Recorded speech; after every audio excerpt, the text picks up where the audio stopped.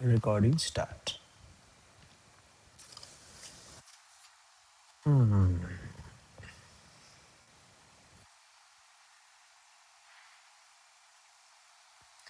वन्दे लोकतिलकं सात्वतवार्ता विभूषणम् अमारमृत्युत्सारणं बुद्धं लोकजीवनं प्रणयप्रमत्तजागदीपनं वन्दे जीवनजीवनं सत्पुरुषं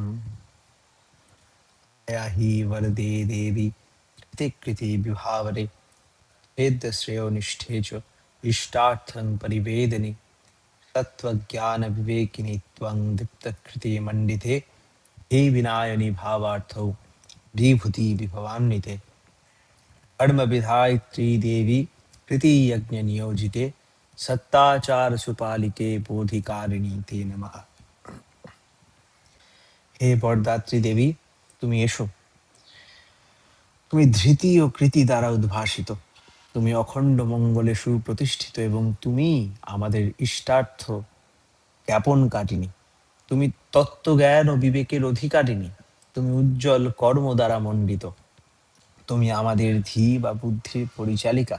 তুমি ভাবার্থ স্বরূপা এবং তুমি অসীম ঐশ্বর্য বিভূতি সম্পন্না। হে ধর্মবিধায়িত্রী দেবী, তুমি আমাদের কর্মরূপ যজ্ঞে নিয়োজিত করো। তুমি সদাচার পালনকারী এবং বোধ জাগরণকারী। তোমাকে নমস্কার।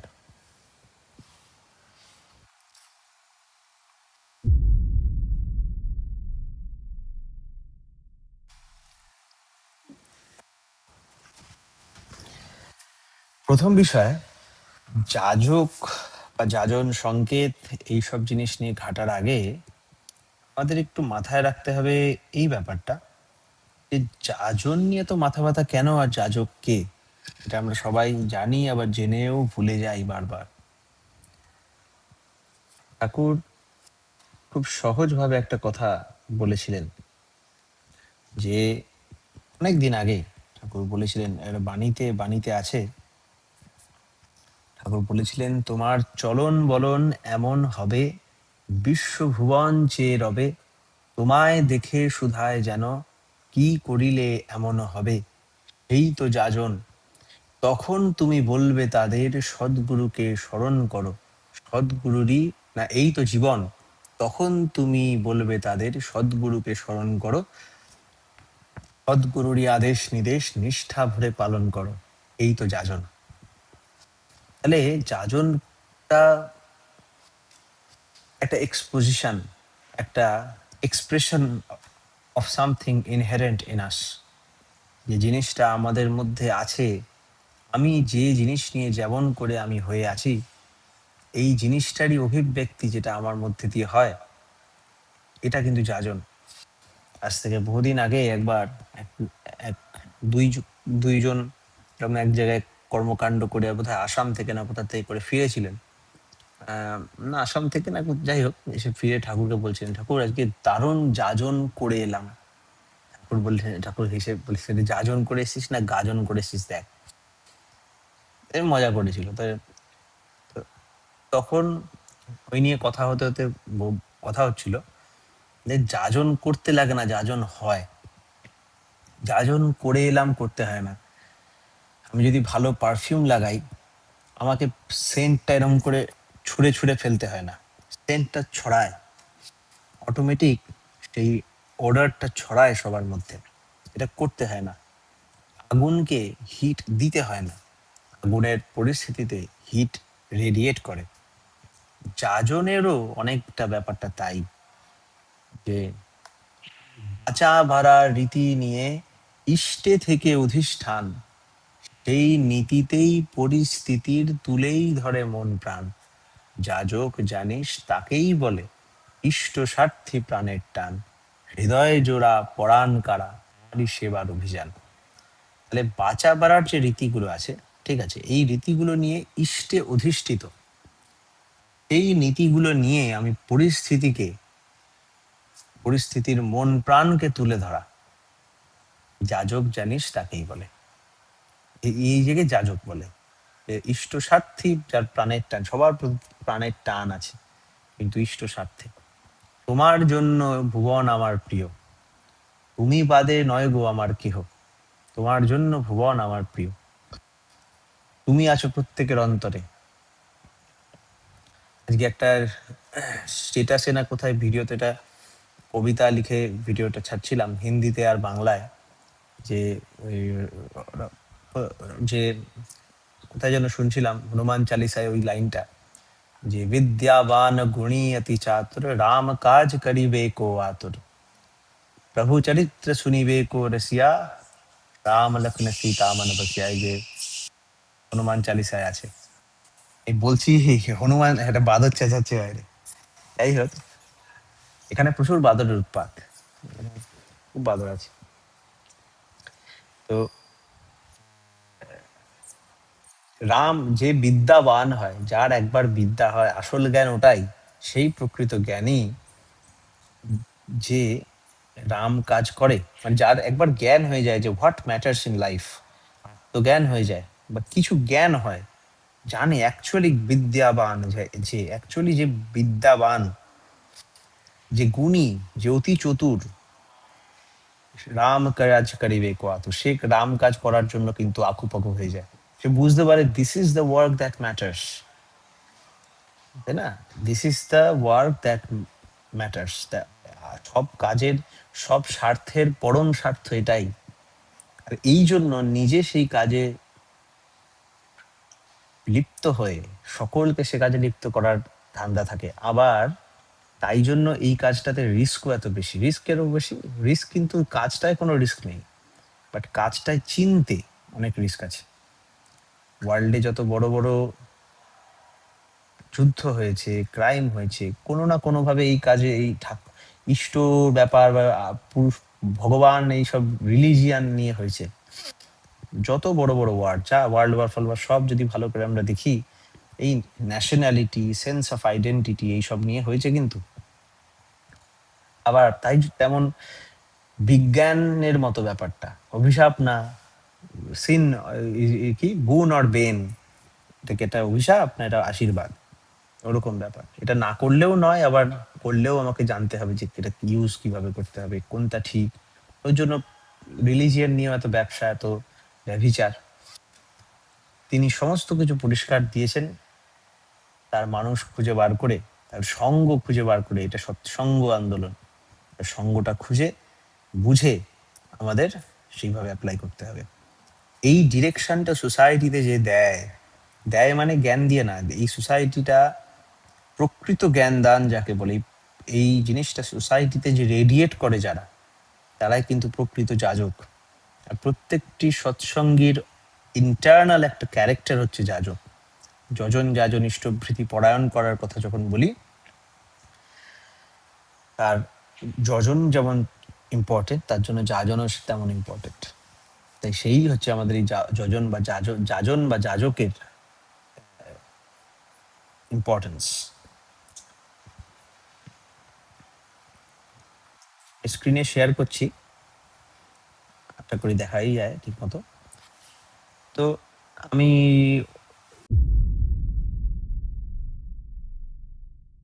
ইয়েকে চন্দ্রিমা, গোপালী, তোকে আমি বলি, তুই প্রথম পয়েন্টটা পড়ে শোনা। যাজকের অবশ্য পালনীয় নিয়মাবলী, গোপালী একটু পড়ে শোনা কি বলছে। জয় গুরু দাদা। যাজকের অবশ্য পালনীয় নিয়মাবলী শোনা যাচ্ছে তো? হুম হুম হুম, বল। 1 নম্বর, তিনি একজন দীক্ষিত সৎসঙ্গী হইয়া নিত্য যজন যাজন ইষ্টভৃতি পরায়ণ হইবেন এবং তাহাকে কমপক্ষে যতটুকু প্রত্যেক সৎসঙ্গীর নিত্য অবশ্য করণীয় অন্তত তদ্রূপ ইষ্টভৃতি পালন করিতে হইবে এবং অদূর ভবিষ্যতে সস্তায়নী ব্রত গ্রহণে বদ্ধপরিকর হইতে হইবে। এই পয়েন্টটা থেকে আমরা বুঝতে পারছি যে এই তিনি বলতে কার কথা বলা হচ্ছে, তিনি বলতে একজন যাজকের কথা বলা হচ্ছে। এটাকে দুই ভাবে দেখা যায়।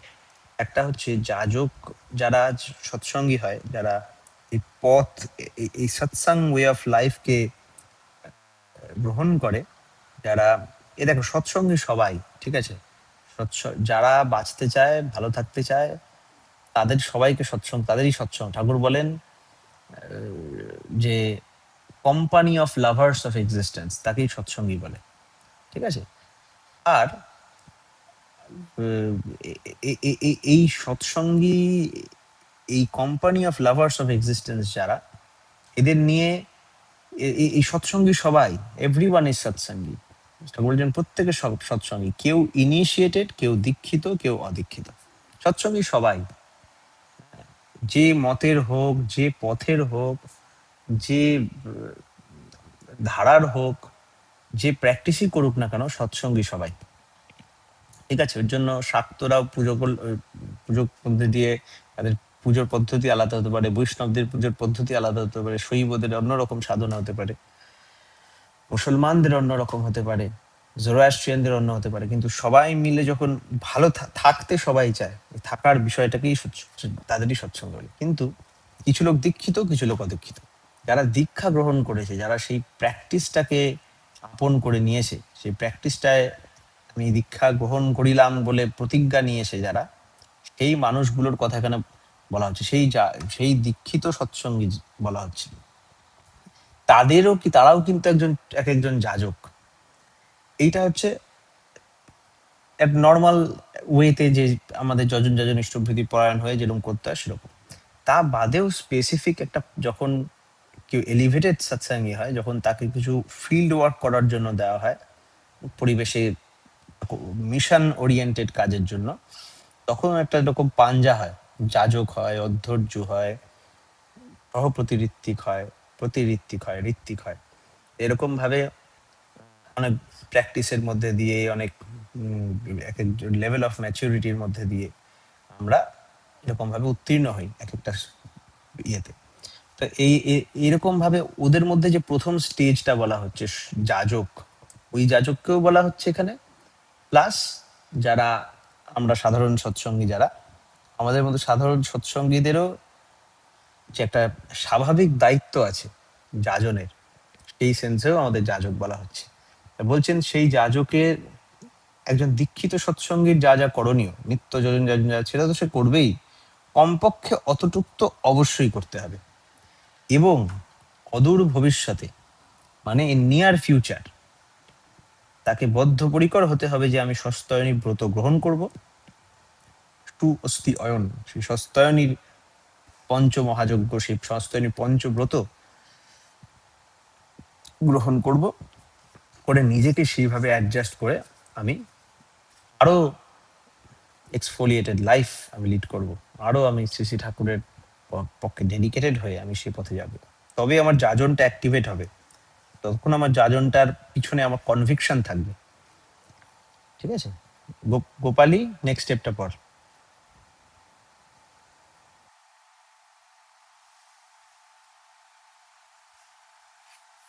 হ্যালো, আমার আওয়াজ শোনা যাচ্ছে? আচ্ছা, তাহলে ইয়ে পর, অঙ্কিতা থাকলে পর,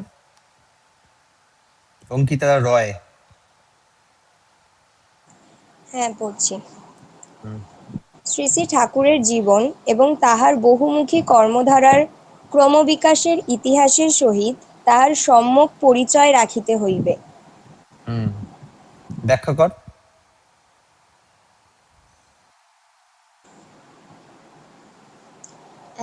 ঠাকুরের জীবনে তিনি যা যা করেছেন এবং তার জীবন দিয়ে তো আমাদের বুঝিয়েছেন, এই জন্যই তিনি আদর্শ।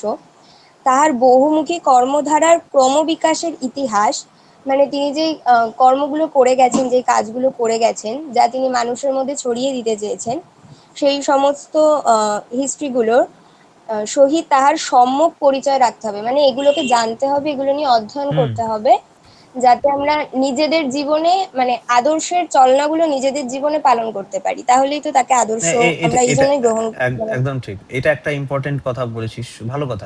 এখানে যে কনটেক্সটে দেওয়া আছে, এটা বলে যে আমরা যেহেতু হ্যাঁ, যাজক, আমরা যেহেতু যাজক, আমরা যেহেতু তার কথা মানুষকে বলবো, আমরা যেহেতু নিজের ব্যক্তিত্ব দিয়ে হ্যাঁ, তাকে প্রকাশ করব, যেটা আগে ইম্পর্টেন্ট। যাজন করতে গেলে আগে যজন করতে হবে। আবার এখানে এখানে যজন বলতে স্পেশালি এটা বলেছে যে ঠাকুরের যে লাইফ, আর ঠাকুরের যে লাইফের মিশন কি আছে, ঠাকুরের হ্যাঁ, লাইফ, ত্যাগ জীবন ও তাহার বহুমুখী কর্মধারার ক্রমবিকাশের ইতিহাস, ঠাকুর কিভাবে এটা স্টার্ট করলেন, এটা তার মানে একটা ইম্পর্টেন্ট অ্যাসপেক্ট। আমার যে হ্যাঁ, ঠাকুরের জীবনের গ্লোয়িং পয়েন্ট অফ লাইফ কি ছিল? ঠাকুরের মা চাইলো ঠাকুরকে ডাক, এই যে ক্রমবিকাশ, আমি একটা খুব বেসিক ক্রমবিকাশ যদি আমরা দিই, এই ব্যাপারটা হলো কি করে? ঠাকুর, প্রথম কথা, প্রত্যেককে নিজের অন্তরে নিজের মতো ফিল করতে পারেন। তিনি জন্মেছেনই ওই রকম কাজটা করতে, ঠিক আছে, সেটা আলাদা ব্যাপার। কিন্তু আমি যদি একটা মানুষের লাইফের হিসাবে তার ক্রমবিকাশ দেখি, ঠাকুর ছোটবেলা থেকে সবার ব্যথা নিয়ে সমব্যথী ছিলেন। এই দিকগুলো ঠিক আছে, আছে। তাছাড়া আমরা আরেক দিক দিয়ে দেখি যে ঠাকুরের মাকে ঠাকুর সবসময় খুশি করতে চাইতেন। ঠাকুর যতই যা দর্শন যা হয়েছে সবকিছু তার মায়ের মধ্যে দিয়েছে, তিনি নিজের সোর্সকে আইডেন্টিফাই করেছেন এবং তার মাও ছিলেন সেই স্তরের মানুষ। এবার আমরা এটাকে অনেক বড় করে ব্যাপারটা অনেক ব্যাখ্যায় অনেক কিছুতে চলে যেতে পারি, তা না গিয়ে একটা ছোট্ট একটা প্র্যাকটিক্যাল লাইফের দিক দিয়ে বলি। ঠাকুরের মা চেয়েছিলেন ঠাকুর ডাক্তার হবে। ঠাকুর ডাক্তার তো হলেন কিন্তু ডিগ্রি পেলেন না, আর ইতিহাস আছে।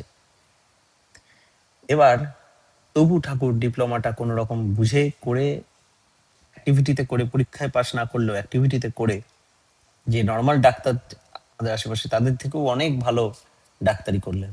এবং ডাক্তারি করে এমন একটা প্রচার হয়ে এমন একটা রটে গেল, এখন যেখানে যেতেন সেখানে মানে মহামারী ঠিক হয়ে যাওয়ার মতো ব্যবস্থা হতো। লোকে বলতে এটা অলৌকিক, লোকে বলতে এটা জাদু হয়ে যাচ্ছে। ঠাকুর বলতেন জাদু হচ্ছে না, তোমরাও এরকম এরকম প্র্যাকটিস করো, তোমরাও পারবে। এই করতে করতে ঠাকুর একটা জিনিস লক্ষ্য করলেন যে যখনই কারোর ট্রিটমেন্ট করা হচ্ছে, সে বাড়ি যাচ্ছে। ও, আর ঠাকুরের অ্যাজ এ ডক্টর ঠাকুরের একটা জিনিস খুব ইনসাল্টিং লাগে, যদি তার পেশেন্টকে আবার ফিরে আসতে হয়। এখন অনেক জায়গায় দেখি ডাক্তাররা কিরম চান যে পেশেন্ট বারবার আসুক, উইকলি ভিজিট করুক কি মান্থ। ঠাকুরের কাছে একটা প্রেস্টিজের ব্যাপার ছিল যে আমার পেশেন্টকে আমায় আবার দেখতে হচ্ছে কেন, তার মানে আমি ঠিক মতো ট্রিটমেন্ট করবো। তখন ঠাকুর দেখছেন যে যে আস যে ট্রিটমেন্ট করছে রোগটার, এই রোগটা হয়েছে কেন? কোনো ভুল কাজের জন্য তার ভুল এফেক্ট হয়েছে, তার মানে তার আচরণের প্রবলেম আছে, তো সেই লাইফে হ্যাবিটটা ঠিক করতে হবে। না হলে বারবার ঠিক করবে, আবার বাড়ি গিয়ে ওই হ্যাবিটে ঢুকে আবার শরীর খারাপ হয়ে যাবে। কি করা যায়?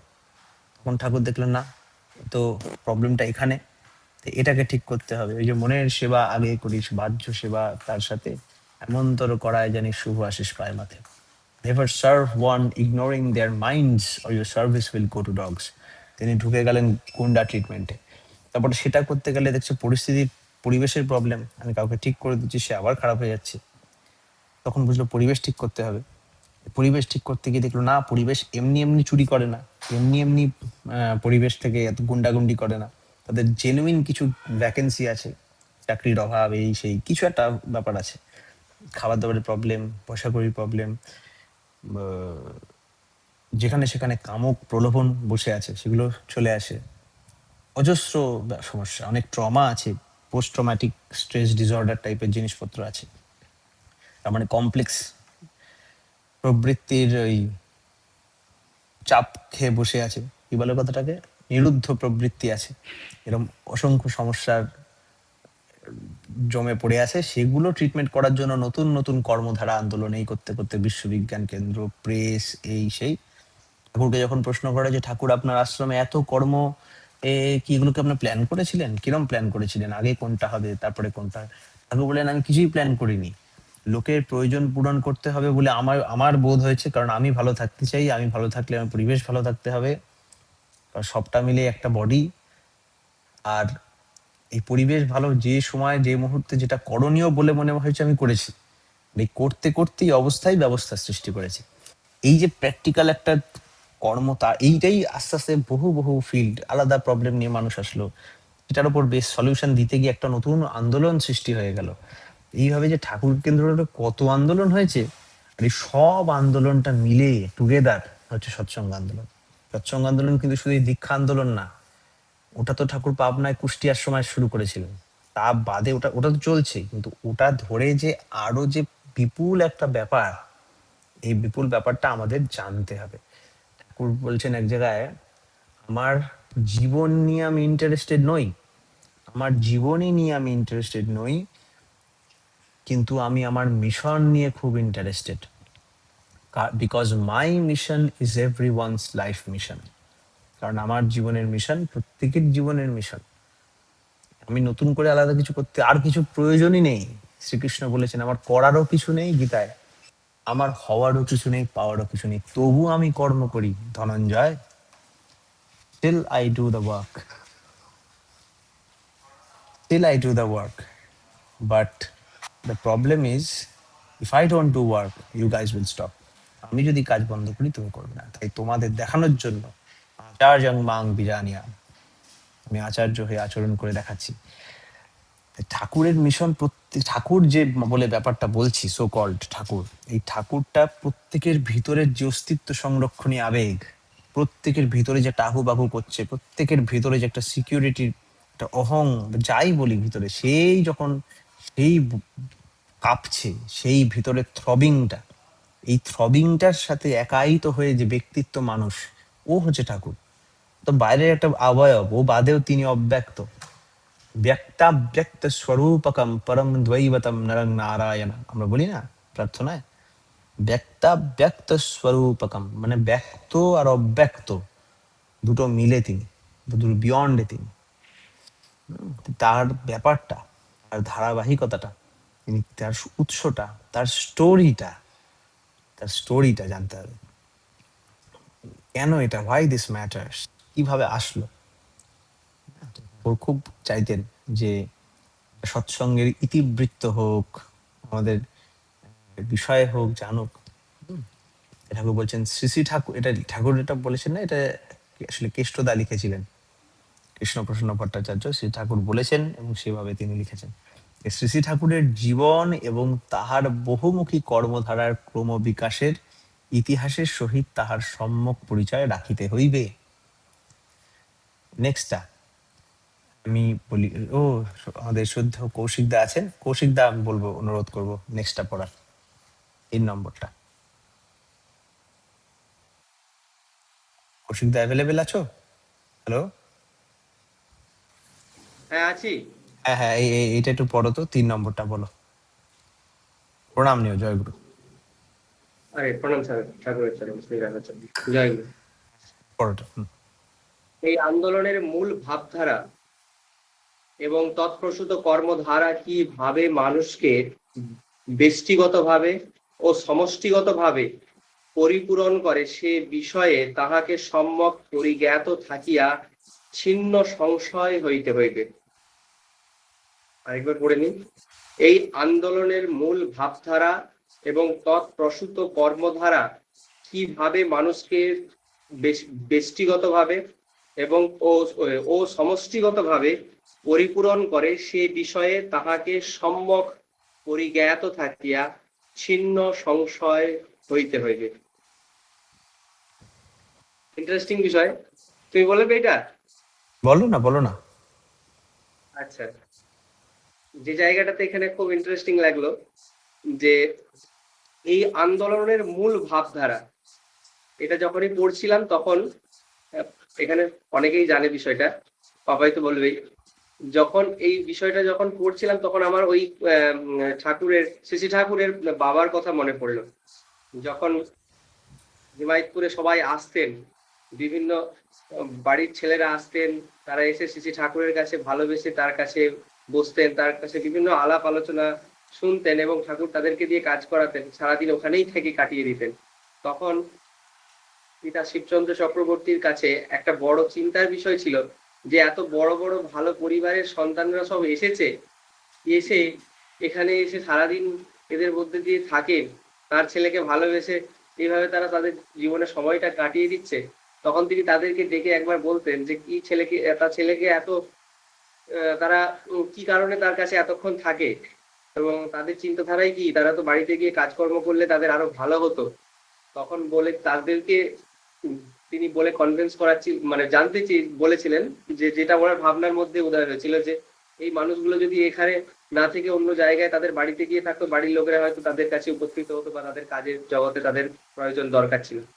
তখন তারাই উত্তর দিয়েছিলেন, সম্ভবত কে ছিলেন নামগুলো মনে নেই, পাপাই বলতে পারবে? তো এটা পড়েছিলাম কেষ্টদার জীবনীটাতে।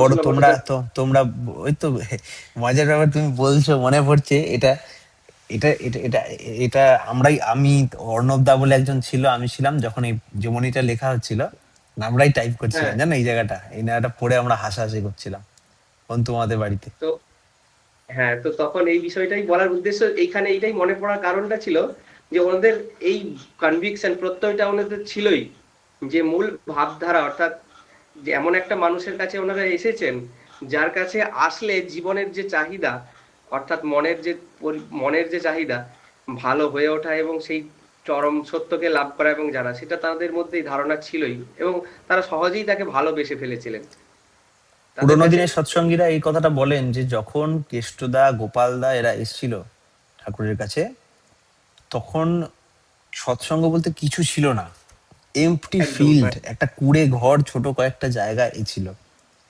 কিচ্ছু ছিল না, কিন্তু শ্রী ঠাকুর ছিল। এটাই হচ্ছে ব্যাপার। উনি একমাত্র ওই মানুষটাকে দেখে, কেউ জানতো না ঠাকুরের কি প্ল্যান কি ইত্যাদি, কোনো প্ল্যান হ্যাঁ, নেই, কিছু নেই, জাস্ট একটা মানুষ আছে, ওকে ভালো লেগে গেছে, আর কিচ্ছু না। একটা মানুষ ছিল, ওকে ভালো লেগে, ভাবো একটা, ভাবো জাস্ট এমনি ভাবো যে একটা মানুষ, একটা ছেলে, নর্মাল কোনো ইয়েও না, কোনো গুরুজি বাবাজি কিচ্ছু না, জাস্ট ওকে ভালো লেগে গেছে। একটা লোককে ভালোবেসে মানুষ এরকম চলে এসে থাকতে পারে, এটা ভাবাও যায় না। আর ঠাকুর সে সময়ের অন্যরকম ঠাকুর। ঠাকুর এই বাবাটা এরকম করে মজা করে বলতেন যে তখনও আমি ঠাকুর হইনি, এরকম বলতেন জানো তো কৌশিক দা, তখনও আমি ঠাকুর ঠুকুর হইনি, এরকম ভাবে পরে ইয়ার্কি মেরে বলতেন। যখন আগেকার কথাগুলো মনে করে ঠাকুর রেমিনিস করতেন, তখন বলতেন তখনও আমি ঠাকুর ঠুকুর হইনি, আমরা এরকম ঘুরে বেড়াতাম, পাঁচ চালার ঘরে একসাথে থাকতাম। এই বিষয়গুলো এত বিউটিফুল, এত সুইট, ভাবা যায় না। আর মজার ব্যাপার হচ্ছে এর মধ্যে একটা এমন স্পিরিচুয়াল এক্সট্যাসি আছে যে ওটাকে যদি আমরা ঠিক ঠিক ব্রেনের মধ্যে এমুলেট করতে পারি, সেটা আমাদের সামনে রিয়ালিটি হয়ে যেতে পারে। কৌশিকদা তো জানে, কৌশিকদা এগুলো দেখেছে, কিন্তু খুব মজার ব্যাপার, এগুলো সত্যিই খুব মজার ব্যাপার। এ নিয়ে সারাদিন রাত আমরা রেমিনিস করে কাটিয়েওছি, কত আনন্দর সেসব বিষয়। তা আমরা এই যে এটাই কৌশিক, আর কি মূল ভাবধারা। হ্যাঁ, তাহলে এই যে এটাতে একটু বলো। আন্দোলনের আগে আগে এই আন্দোলনের যে মূল ভাবধারা এবং তৎপ্রসূত কর্মধারা, তাহলে হচ্ছে মূল ভাবধারা হচ্ছে ওইটা, যে যে আচরণ বাক্য কর্ম বাঁচা বাড়ার উৎস হয় তাকেই জানিস ধর্ম বলে, নইলে ধর্ম কিছুই নয়। এই সচ্চিত আনন্দময় যে আমাদের আন্দোলন, সত্তা সচ্চিদ আনন্দময়, অসৎ নিরোধী সতই, সচ্চিদানন্দের পরিপোষক যা তাহাই ধর্ম, ধর্মমূর্ত হয় আদর্শে, আদর্শে দীক্ষা আনে অনুরাগ, অনুরাগ আনে বৃত্তি নিয়ন্ত্রণ, বৃত্তি নিয়ন্ত্রণ আনে ধৃতি। এই যে পুরো সিরিজটা রয়েছে, এটা হচ্ছে আমাদের মূল ভাবধারা। যে সত্তা বাঁচতে চায়, প্রত্যেকের মধ্যে সত্তা আছে, সত্তা ভালো থাকতে চায়, চৈতন্যময় চেতন, সবকিছু ফিল করতে চায়, আর এক্সপ্যান্ড করতে চায় আনন্দের সাথে ফর এভার। আর এই সত্তার এই সচ্চিদানন্দময় ব্যাপারটার যে যে ফুলফিল করে, যে প্রিন্সিপাল ফুলফিল করে, যেগুলো করলে এটা এরকম হয়, সেই কাজটাকে ধর্ম বলে। আর এটা কি করে করব সেটা আইডিয়ালের লাইফটা দেখলে বোঝা যায়। ভালো কথা, এটা হচ্ছে আমাদের মূল ভাবধারা। এইবার হ্যাঁ, এই মূল ভাবধারাটাকে এস্টাবলিশ করতে গেলে অনেক অ্যাক্টিভিটি দরকার। যেমন একটা একটা এক্সাম্পল, আমি এখানে এসেছি ধরো কোয়ান্টাম কম্পিউটিং শিখতে, এক্সপেরিমেন্টাল কোয়ান্টাম কম্পিউটিং। এখনটা বলো কি হবে, ধর্ম কি করে হবে? একটাই, হাজারো জিনিস আছে, তার মধ্যে আমি দুটো এক্সাম্পল দিচ্ছি। একটা এক্সাম্পল হচ্ছে, ধরো আগামী দিনে যে যে টেকনোলজি এগোচ্ছে, কোনো একটা দেশ যদি কোয়ান্টাম অ্যাডভান্টেজ পেয়ে যায়, সে ওয়ার্ল্ডের সমস্ত ব্যাংক ভেঙে দিতে পারে। তার জন্য হুম, টেকনোলজিকে একটা এমন সেফ সাইড দিতে হবে, একটা কোয়ান্টাম ক্রিপ্টোগ্রাফিকে এত স্ট্রং করতে হবে, তার জন্য কিছু মেশিন লাগবে, এরকম ব্যাপার আছে। তো সেই জায়গায় রিসার্চ করছি, তো এটা না করলে ওই সব ধ্বংস হয়ে যাবে। দ্বিতীয় একটা কথা যদি বলি, একটা টেকনোলজির বেস ক্লিয়ার করতে গেলে, একটা টেকনোলজিকে ঠিক ডিরেকশন দিতে গেলে অনেকগুলো স্পিন অফ তৈরি হয়ে যায়। যেমন আমার ইন্ডাস্ট্রি, আমাদের টার্গেট হচ্ছে শ্রী শ্রী ঠাকুরকে কেন্দ্র করে ইন্ডাস্ট্রি, এগ্রিকালচার, এডুকেশন। তা আমরা একটা লিডিং এজওয়ালা, যে কাটিং এজ ফিজিক্স যেটাকে বলে, কাটিং এজ সায়েন্স, সবচেয়ে মডার্ন সায়েন্সের ফ্রন্ট সিট যদি আমরা পাই, তাহলে আমরা শ্রী শ্রী ঠাকুরের আলোকে বলো বা যাই বলো, জীবনের আলোকে, ধর্মের আলোকে আমরা সেইটাকে শেপ দিতে পারবো, যাতে আরেকটা ডিজাস্টার যেটা হতে পারে দেশে। এখন ইলেকট্রিকের দিকে চলে আসছে, ইলেকট্রিসিটির দিকে ইলেকট্রিক্যাল ভেহিকেলে চলে আসছে, ইভি বলে। একটা আবার কিছু তোমার অয়েলের ক্রাইসিস দেখা দিচ্ছে, তাই নতুন সোর্স অফ পাওয়ারের দিকে যাচ্ছে। নিউক্লিয়ার থেকে সবাই কোয়ান্টামে যাচ্ছে। এরকম অনেক ব্যাপার আছে যেটা বাইরের ওয়ার্ল্ডে হচ্ছে, আমরা খেয়াল করি না, অনেক উপর স্কেলে এগুলো হচ্ছে, আমাদের মতো সাধারণ লোকের কিছু এসে যাচ্ছে না। মিনিস্টেরিয়াল লেভেলে এটা ওরা এসব নিয়ে ডিল করছে। তো ওই যে, হ্যাঁ, ওই যে ঠাকুর বলেন একটা আন্দোলন চলে দুটো জিনিসের উপর দাঁড়িয়ে, একটা হচ্ছে মাস, একটা হচ্ছে ক্লাস। দুটোকে যদি আমি ব্যালেন্স না করতে পারি তাহলে বরবাদ হয়ে যাবে। দুটো উইংকে আমার ম্যানেজ করতে হবে। তা বিজ্ঞান দিয়ে যদি আমরা এই দিকটা ঠিক না করি, আমরা যদি এই দিকটা না জানি, ওখানে যদি ঠাকুরের ভাবধারায় ওর মধ্যে দিয়ে যদি ওটাকে যদি না রাঙিয়ে তোলা যায় ওটাকে, তাহলে কিন্তু জিনিসটা আরো বড় ডিজাস্টার হতে পারে। অ্যাটম বম ফ্যাটম বম কিচ্ছু না। অ্যাটম বম তো খুব সহজ জিনিস, একেবারে ব্লাস্ট হয়ে গল্প শেষ। এটা একেবারে ব্লাস্ট হওয়ার কোনো ব্যাপার না। এখানে পুরো সিরিজ অফ পুরো মানুষের মূল বুনিয়াদ ধরে একদম ছোট্ট লেভেল থেকে সব বরবাদ হয়ে যেতে পারে। এই দেখো, তাহলে একটা পুরোটা এন্টায়ারলি ডিফারেন্ট সাবজেক্ট, বাট এটা কিভাবে ঠাকুরের সাথে রিলেটেড হয়ে যায়। তারপরে চাষবাস সব এর সাথে রিলেটেড। তাহলে ঠাকুর যে বলছেন, ইয়েনাথ মনস তথা নেশাং জীবনং বর্ধনং চ আপি ধ্রিয়তে সধর্মঃ। এই ধর্ম, ঠাকুরের যে মিশন, সে মূল ভাবধারা আছে, কিন্তু তৎপ্রসূত বহু কর্মধারা আছে। আর আমাকে দৃঢ় নিঃসংশয় হতে হবে, আমাকে কনভিকশন রাখতে হবে, ছিন্ন সংশয় হতে হবে, মানে আমার সমস্ত সংশয় ক্লিয়ার করতে হবে, এই বুঝে যে কিভাবে ঠাকুরের ভাবধারা প্রসূত কর্মধারাগুলো মানুষের ব্যক্তিগত, মানে প্রাইভেট ইন্ডিভিজুয়াল এবং সমষ্টিগত যে প্রবলেম আছে সেগুলোকে ঠিক করবে এবং পরিপূরণ করবে। এটা যে হয়, এটা আগে জানতে হবে এবং নিজে কনভিন্সড হতে হবে। আমি যদি না বুঝি, পলিটিক্যাল প্রবলেম চলছে দেশে, খাওয়া দাওয়ার প্রবলেম চলছে, চাকরির প্রবলেম চলছে, মনের প্রবলেম চলছে, হেলথের প্রবলেম চলছে, এই প্রত্যেকটা কি শ্রী শ্রী ঠাকুরের ভাবধারা দিয়ে ঠিক হবে? হবে শ্রী শ্রী ঠাকুরের ভাবধারা প্রসূত যে কর্মধারা আছে সেগুলো দিয়ে। এই বিষয়ে আমাকে ছিন্ন সংশয় হতে হবে, আমাকে ক্লিয়ার হতে হবে। তাই তো কৌশিকদা, ঠিক আছে? এইটাই গত কয়েকদিন আগে, পরশু নাহলে গতকালকেই হবে, হুম একজন হঠাৎ জিজ্ঞাসা করেছিলেন, যার জন্য ছিন্ন সংশয় ব্যাপারটা আমার এখানে বলার মানে ঘটনাটা বলার প্রয়োজন মনে হলো। যে ছিন্ন সংশয়ের জন্য ওনাকে তখন বলেছিলাম যে উনি একটা রিসার্চ করতে যাচ্ছেন, ওনাকে বলেছিলাম যে আপনি যেন ওই ফিল্ডে ঠাকুরকে প্রতিষ্ঠা করতে পারেন। তো হুম তখন বললেন ঠাকুরের কাজ, ও এক ভাই, গুরু ভাই বলেছিল যে আমি ঠাকুরের কাজ বলতে কি বুঝবো। তো এই বিষয়টাতে ছিন্ন সংশয় হওয়ার ব্যাপারটাতে এটা বিরাট ভাবে দরকার। যেইটাতে যুক্ত আছেন বা যে ফিল্ডটাতে মানুষের, যে ফিল্ডটাতে তিনি মানে পড়তে বা জানতে বা নলেজ তৈরি করতে পছন্দ করেন, তার দ্বারা আমার পরিবেশের কি উপকার হবে সেটাকে তৈরি করা, এবং পরিবেশ কিভাবে সেটার মধ্যে ভালো কিছু পাবে, এই যেটা বাপাই বললো এখনই, সে বিষয়টা খুব জরুরি। শুধুমাত্র টেকনোলজি ডেভেলপমেন্ট নয়, শ্রী শ্রী হুম ঠাকুরের কথা মতো টেকনোলজি ডেভেলপমেন্টটাকে ইমপ্লিমেন্ট করার জন্য তার মধ্যে সৎ ভাবের প্রয়োজন, এবং সেইটার জন্য আমাদের এই সংশয়টা দূর করতেই হবে যে ওইটার দ্বারা যে মানসিক সেবা, মানে পারিবারিক যে সেবা হবে অর্থাৎ সামাজিক যে সেবা হবে, তার সাথে সাথেও তাদের মনের মধ্যে সেবা তৈরি করে নিতেই হবে। এবং সেই বিষয়টাতে সমষ্টিগতভাবে, ব্যক্তিগতভাবে আমাদের যদি সংশয় শূন্য না হই, আমরা নিজেরা তো এগোতে পারবো না। আর আমরা না দিলে, বা আমরা আমাদের মতো যারা যারা এইভাবে চিন্তাধারা করেন, শ্রী শ্রী ঠাকুরের ভাবধারায় যারা যুক্ত, তারা যদি না করে এগিয়ে না যান, তাহলে তাদেরকে এই সম্যকভাবে পরিপূরণ করাটাও মুশকিল হয়ে যাবে। তাই নিজেকে আগে সংশয় শূন্য হতে হবে, নিজেকে আগে দৃঢ় প্রত্যয়ী হতে হবে যে এই বিষয়টা আমি কিভাবে এই ফিল্ডে, যেমন পাপাই বললো যে কোয়ান্টাম কম্পিউটিং এ গেছে, ওই ফিল্ডে গিয়ে কি কাজ করা যায়।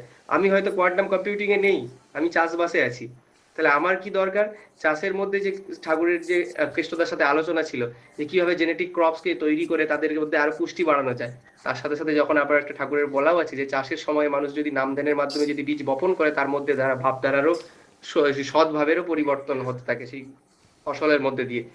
অর্থাৎ তার মধ্যে দিয়ে যে খাবার তুলে দেওয়া, সেটা শুধু খাবার তুলে দেওয়া তখন আর থাকছে না, তার মধ্যে সৎভাবের জন্ম দেওয়া হয়ে যাচ্ছে। এটাও যদি আবার দেখা যায় বিভিন্ন সময় কিভাবে জেনেটিক বিষয়টা তৈরি করা যায়, কিভাবে জেনেটিক ক্রপকে মডিফিকেশন করে তাকে আরো বাড়িয়ে তোলা যায়, তার মানুষের পরিপূরণ করা যাবে, আবার তার পৌষ্টিক গুণও বাড়িয়ে দেওয়া যাবে। তার সাথে সাথে আবার পূরণ করতে গিয়ে যখন যার মাধ্যমে এটা যখন মানে পরিবেশন করছে, তখন সেও সেইভাবে পরিণত হয়। তাহলে এই জিনিসগুলো একসাথে সাথে একটা সমষ্টি, ব্যষ্টি এবং পরিবেশের প্রত্যেকের কাছেও মানে এটা পৌঁছে যায়। কিন্তু সবার আগে তার আগে ছিন্ন সংশয় হতে হবে যে হ্যাঁ এটা করা সম্ভব। এটুকুই আর কি। পরেরটাতে চলে গেছেন, চারেরটায়। পাপাই করবে না চারেরটা? না, ঠিক, ভালো, একদম একদম একদম একদম ক্লিয়ার। সুমন সুমন সুমন ভাই আছো? সুমন ভাই তাহলে 4 নম্বরটা পড়ো।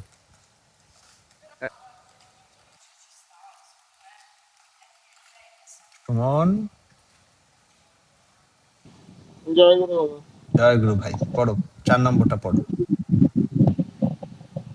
মধুর বার্তালাপ ও প্রীতিপ্রদ ব্যবহারে বাস্তবভাবে মানুষকে সেবা করিবার অভ্যাসে তাহাকে অভ্যস্ত হইতে হইবে, এবং মানুষ তাহার প্রতি সেবায় আকৃষ্ট হইলে তাহাকে আদর্শমুখী ইষ্টপ্রাণ করিয়া তুলিয়া সমর্থ করিয়া তুলিতে বদ্ধপরিকর হইতে হইবে। বাহ! তাহলে ঠাকুর কি বলছেন যে যে আমাদের ফোর্থ পয়েন্ট, মধুর বাক্যালাপ ও প্রীতিপদ ব্যবহারে বাস্তবভাবে মানুষকে সেবা করিবার অভ্যাসে তাহাকে অভ্যস্ত হইতে হইবে। কথাটা আমরা ওপর ওপর দিয়ে যদি নিজস্ব নলেজ দিয়ে নিই তাহলে হবে না, আমাকে নিজেকে এমপ্টি করে এটাকে দেখতে হবে। মধুর বাক্যালাপ, ঠিক আছে, প্রীতিপদ ব্যবহার মানে যে ব্যবহার পেলে প্রীতি আসে, বা আমি প্রীতি নিয়ে যে ব্যবহার করি, আমার প্রিয় মানুষকে যে ব্যবহারটা দিই, যার মধ্যে যে হিসাব নিকাশ থাকে না, ওই যে ব্যাপার, ওই রকম প্রীতিপদ ব্যবহার দিতে হবে।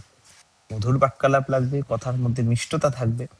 কার, এটা আমি কাকে বলছি, কার ভালো করে জানতে হবে। আমি কে, কে কার জন্য এটা বলা হচ্ছে, এটা কি পুলিশ অফিসারের জন্য বলা হচ্ছে? না। এটা কি সায়েন্টিস্টের জন্য বলা হচ্ছে? না। এটা বলা হচ্ছে যাজকের জন্য, মনে থাকে জানো, দিস ইজ ফর দ্য যাজক। তো যাজককে বলা হচ্ছে যে তোমার বাক্যালাপ মধুর হবে, মিষ্টি হবে, শুনেই লাগবে আরে বাস, তো অনেক সুইট। এবং প্রীতিপদ ব্যবহার, ব্যবহারটা প্রীতিপদ হবে, যেন ভালো লাগে, সে দেখি যেন ভালো লাগে। ভালো আছো তো, এই যে ভালো, ভালোবাসার মানুষকে দেবে, এর মধ্যে কোনো হিসাব থাকে না অতটা। উম, হিসাব মানে আমি বলছি বাজে সেন্সে না, মানে ভালো সেন্সে হিসাব থাকে না। কিরকম, যেমন আমার একটা রুমমেট আছে, রুমমেট কখন হয়তো 3টে বিস্কুট দিলাম, কিন্তু হিসাব রেখে দিলাম যে আচ্ছা ওকেও আমি কিনে দিয়েছিলাম, ওটার টাকা নিতে হবে ফেরত, এরকম না। নিজের ভালো মানুষের জন্য যতটা ভালো ব্যবহার করা যায়, সেটা বাস্তবভাবে। আর এই জিনিসটায় মিষ্টি কথা বলা, প্রীতিপদ ব্যবহার, আর বাস্তবে মানুষকে সেবা, এই যে 3টে ওয়ালা যে একটা প্যাকেজ, এটাতে অভ্যস্ত হতে হবে। এটা একদিন করা, দুদিন করা তা না, এটাই আমার অভ্যাস। যেমন প্রতিদিন দাঁত মাজা, এটা আমার অভ্যাস। তেমন প্রতিদিন স্নান করা, এটা অভ্যাস। তেমনই মধুর বাক্যালাপ, প্রীতিপদ ব্যবহার, আর বাস্তব সেবা, এটা যেন অভ্যাস। একদিন বাস্তব সেবা কাউকে করতে পারিনি, ফিজিক্যালি মানে অ্যাকচুয়াল কোনো সেবা কাউকে করতে পারিনি, এটা যেন নিজে মনে অদ্ভুত একটা ফিলিং আসে, যাতে যে আরে বাবা আজকে কাউকে কিছু করেই দিইনি, কিছু হেল্প করাই হয়নি কোনো, মানে কিছু একটা কেমন যেন লাগছে, এরকম যেন ফিল হয়।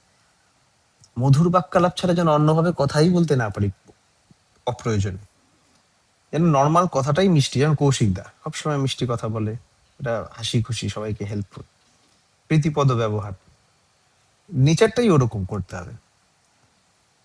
এবং এটা কেন করতে হবে, তার রিজন এটা হচ্ছে যে এই অভ্যাসটা থাকলে মানুষ আকৃষ্ট হয়।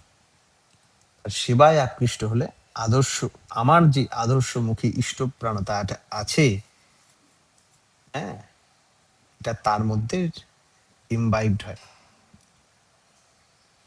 এ কি বলছেন, অভ্যস্ত, এবং মানুষ তাহার প্রতি সেবায় আকৃষ্ট হইলে তাকে আদর্শমুখী ইষ্টপ্রাণ করিয়া তুলিয়া সমর্থ করিয়া তুলিতে বদ্ধপরিকর হইতে হবে। এবং আমাকে বদ্ধপরিকর হতে হবে যে না, একেও আমি আদর্শ কেন্দ্রিক লাইফ, ভেরি ইম্পর্টেন্স, একে একদিন আমি আদর্শ কেন্দ্রিক পথে আমি আনবো। কৌশিকদা কিছুক্ষণ আগে যে বলছিল যে এই সব দিকের যে গ্রোথ, যে কোনো যে যেদিকে আছো সেই দিকে যাতে ইষ্ট স্বার্থ প্রতিষ্ঠা হয়, সেটার দিকে খেয়াল রাখতে হবে। তুমি যাই কাজ করো না করো, there is no work under the sun, under the heaven and the earth, এরকম কোনো কাজ নেই যেটা ইষ্টের না, কারণ দুনিয়াটা ইষ্টের। ঠাকুরের একটা বাণীর শেষের দিকে আছে, বাণীটার নাম হচ্ছে concentrate and adhere, message volume 6, বোধহয় থার্ড বাণী না ফোর্থ বাণী। বাণীটার লাস্টের দিকে আছে যে concentrate and adhere with a pious, efficient contribution of his service, with a sweet effulging blaze, with adhering growth in all inquiries, এরকম করে আছে, হ্যাঁ, deep interested observation, keen intelligence, gratifying attitude with an auto-initiative service, honest, controlled, and controlling temperament with every considering outlook, sweetening, grateful conversation, valour most active habit with a blessed eloquence. এরকম করে দারুণ বাণী আছে, দারুণ বাণী। ওই বাণীটার লাস্টের দিকে আছে adhering growth in all inquiries, যা প্রয়োজন আসবে সে চতুর্দিকে একটা বহুমুখী প্রতিভার একটা আভাস, যে সব দিক যেখান থেকে যেমন ভাবে যোগ যা প্রয়োজন হবে প্রত্যেকটা প্রয়োজনের adhering growth in all inquiries, যেই দিক প্রয়োজন আছে সেই সকল দিকে আমাকে ফুলফিল করতে হবে। हर तरह हर ऐसी कोई फील्ड नहीं रहेगा जिस फील्ड में मैं कुछ फुलफिल ना कर पाऊँ। उस समय ठाकुर बोलते कौन, इसीलिए कॉन्सेंट्रेट एंड एडहेयर। जैसे ये जो आंटी है कितना स्वीट बिहेवियर है इनका, जो अभी गया जो अभी रात को चेकअप करने निकला है कौन सो रहा है कि नहीं सो रहा है। तो concentrate and adhere with a pious, efficient contribution of his service with a sweet, effulging blaze। ये था बानी का लास्ट। ঠাকুর কি বলছেন যে মধুর বাক্যালাপ, প্রীতিপদ ব্যবহার এবং বাস্তবে ভাবে মানুষকে সেবা, এটার অভ্যাসে we have to turn this into our habit, এবং মানুষকে এই করলেই আমার আদর্শমুখী প্রতিভা তাকে আকৃষ্ট করবে। ফিফথ পয়েন্ট, পুট্টিমা বল, সুদীপা, ফিফথ পয়েন্ট। আগে আওয়াজ পরিষ্কার শোনা যাচ্ছে? পরিষ্কার শোনা যাচ্ছে, বল। আগে তাহাকে শ্রী শ্রী ঠাকুরের যাজন সংকেত কায় মনোবাক্যে অনুসরণ করিতে হইবে এবং শ্রী শ্রী ঠাকুর কর্তৃক নির্দেশিত কর্তব্য সাধন করিয়া ভাবা ও বাস্তব করার মধ্যে গভীর যোগ স্থাপন করিতে সচেষ্ট থাকিতে হইবে। আবার পড়ছি, তাহাকে শ্রী শ্রী ঠাকুরের যাজন সংকেত কায় মনোবাক্যে অনুসরণ করিতে হইবে এবং শ্রী শ্রী ঠাকুর কর্তৃক নির্দেশিত কর্তব্য সাধন করিয়া ভাবা ও বাস্তব করার মধ্যে গভীর যোগ স্থাপন করিতে সচেষ্ট থাকিতে হইবে। এক্সপ্লেন। এই যিনি যাজকের কথা বলা হচ্ছে, একটু উপরে করবেন পিডিএফটা। যিনি যাজকের কথা বলা হচ্ছেন তাকে শ্রী শ্রী ঠাকুরের যাজন সংকেত কায় মনোবাক্যে অনুসরণ করতে হবে। ঠাকুরের যে যাজন সংকেতের পয়েন্টস আছে ওটাকে কায় মনোবাক্যে মানে প্রত্যেকটা পয়েন্ট হোলিস্টিক্যালি ফুলি অনুসরণ করতে হইবে, ফলো করতে হবে এবং শ্রী শ্রী ঠাকুর কর্তৃক নির্দেশিত কর্তব্য সাধন করিয়া শ্রী শ্রী ঠাকুর যেমন বলেছেন ওনার নির্দেশ অনুযায়ী কর্তব্য সাধন করিয়া ভাবা ও বাস্তব করার মধ্যে মানে ভাবা আর অ্যাকশন মানে থট আর অ্যাকশন এর মধ্যে গভীর যোগ স্থাপন করিতে সচেষ্ট থাকতে হবে।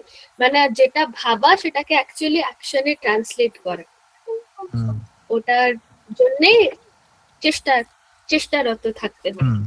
এখানে আগে কি করতে হবে? এখানে দেখ এখানে যে যাজন সংকেত বলে একটা জিনিস আছে, দেখেছিস পরের পয়েন্টে? পরের চ্যাপ্টার যেটা আমরা পড়বো, আজকে তো অনেক লেট হয়ে গেছে আর 10 মিনিট আছে, তো আমরা পরের দিন যাজন সংকেতটা পড়বো। তো ঠাকুর এখানে যেটা বলেছেন যে কায় মনোবাক্যে মানে কায় মানে হচ্ছে বডি, মনো মানে হচ্ছে মন, বাক্য মানে হচ্ছে word. Thoughts, words and deeds, তিনটে লেভেলেই আমাকে অনুসরণ করতে হবে। মানে আমার মন ফিজিক্যাল বডিতেও অ্যাকশনে ওরকম করতে হবে, চিন্তা ভাবনাটাও ওই নিয়ে করতে হবে, আর বলতেও হবে সেটা, হুম, সিম্পল। এই জন্য কায়মনোবাক্য ওয়ার্ডটা এত ইম্পর্টেন্ট। অনুসরণ করতে হবে, ঠিক আছে। ঠাকুরের কর্তৃক নির্দেশিত কর্তব্য যেটা, সেম এই এই কায়মনোবাক্যটাকেই ঠাকুর এক্সপ্লেন করেছেন এখানে। দেখ, সাধন করিয়া ভাবা হুম, ও বাস্তব করার মধ্যে গভীর যোগ স্থাপন করিতে সচেষ্ট সচেষ্ট থাকিতে, ট্রাই ট্রাই ইউর বেস্ট। এটা কি করতে বলেছেন হুম। সেটা আমরা এখানে জানতে পারবো যখন আমরা এটা করব। যাজন সংকেত। ছকে যখন হ্যাঁ। করবো, এখানে দেখবি এরকম করে এতগুলো পয়েন্ট আছে, ঠিক আছে। অনেকগুলো পয়েন্ট আছে, এরকম ভাবে পয়েন্ট আছে। তো এই পয়েন্ট 23টা মতো না কটা, 18টা পয়েন্ট আছে। এই এই পয়েন্ট, এটা খুব, এইটা নিয়ে এই বইটা অ্যাকচুয়ালি, এই যাজন সংকেতটা নিয়ে পড়লে ওটা হচ্ছে ক্লাইম্যাক্স বইটার। যাজন সংকেতটা পড়তে পারলে ওই যে ওই প্রিন্সিপালটাকে আমাকে একদম ঠোঁটস্থ করে নিয়ে একদম চরিত্রগত করে নিতে হবে। হ্যাঁ, যেমন তাহলে বলা যায় যে এই ফিফথ পয়েন্টের আগের অব্দি পয়েন্ট গুলো একটা ওই প্রেপারেশনের মতন ছিল আসলে এই এই যে বিফোর। বাণীটা, এই যে বাণীটা দেখেছিস, যাজন সংকেত বলে যে বাণীটা আছে, এই বাণীটার হুম, আগে অবধি, এই যে আগে অবধি, এখনো ফিফথ কেন, এখানে সেভেন্থ অবধি আছে। এই সেভেন্থ পয়েন্ট অবধি হ্যাঁ, এই বাণীটা পড়ার জন্যই প্রিপারেশন ছিল। এই বাণীটার প্রেপারেশন, ওয়ার্ম হ্যাঁ। আপ, ওয়ার্ম আপ ছিল। এই বাণীটা পড়ার আগে ওয়ার্ম আপ ছিল। হুম, পরের দিন হবে। তো আশা করি মনে হয় না আজকে আচ্ছা। হবে। তো এটা পরের দিন করাই ঠিক হবে। তো ওইটা এটারই ওয়ার্ম আপ ছিল এতদিন। ঠিক আছে, এটাকে আমি প্রপার কোর্স করার ইচ্ছা আছে, দেখা যাক। ঠিক আছে, তো এই খুব ভালো। পরেরটা পর। আচ্ছা, পরেরটা দিল্লি মা, দিল্লি মা আছো, দিল্লি মা পড়ো পরেরটা। জয় গুরু। হ্যাঁ মা, বলো, এটা পড়ো, 6 নম্বর। শোনা যাচ্ছে? একদম। হ্যাঁ, 6 নম্বর পয়েন্টে হচ্ছে, তাহাকে প্রত্যেকটি ঋত্বিক অধিবেশনে যোগদান করিতে চেষ্টা করিতে হইবে এবং তাহা ব্যতীত প্রতি বৎসর একাদিক্রমে কিছু দিনের জন্য শ্রী শ্রী ঠাকুরের সান্নিধ্যে বসবাস করিতে হইবে। এটা বলো। হচ্ছে যে আহ, যাজকের উদ্দেশ্যেই বলা হয়েছে। তো তাহাকে প্রত্যেকটি ঋত্বিক অধিবেশনে যোগদান করিতে চেষ্টা করিতে হইবে। ঠাকুর আবার বলে দিয়েছেন চেষ্টা করিতে হইবে, মানে হুম, যোগদান করা অবশ্য কর্তব্য। এবার হুম, সেই চেষ্টাটা খুব থাকা উচিত। এবার সবার অবস্থা অনুযায়ী যদি কখনো নাও হয়ে উঠতে পারে, কিন্তু হুম, চেষ্টা মানে ওই দিকে দিয়েটা থাকতেই হবে। হুম, অধিবেশনে যোগদান করা একটা মাস, এবং তাহা ব্যতীত প্রতি বৎসর একাদিক্রমে কিছু দিনের জন্য শ্রী শ্রী ঠাকুরের সান্নিধ্যে বসবাস করিতে হইবে।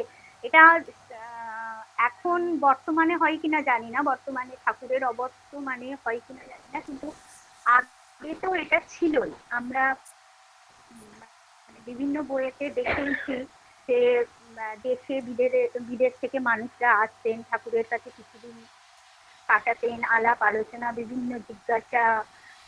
সে একজন ডাক্তার হয়ে সেই ডাক্তারি কি নিয়ে সেটাও ঠাকুর বলতেন, উকিল হলে সেটাও ঠাকুর বলে দিতেন, একজন ইঞ্জিনিয়ার হলে সেটাও বলতেন, বিজ্ঞানী হলে সে তার দিক দিয়েও ঠাকুর বলে দিতেন। মানে এরম কিছুদিনের একটা লম্বা আলোচনা চলতো সব বিষয়ে।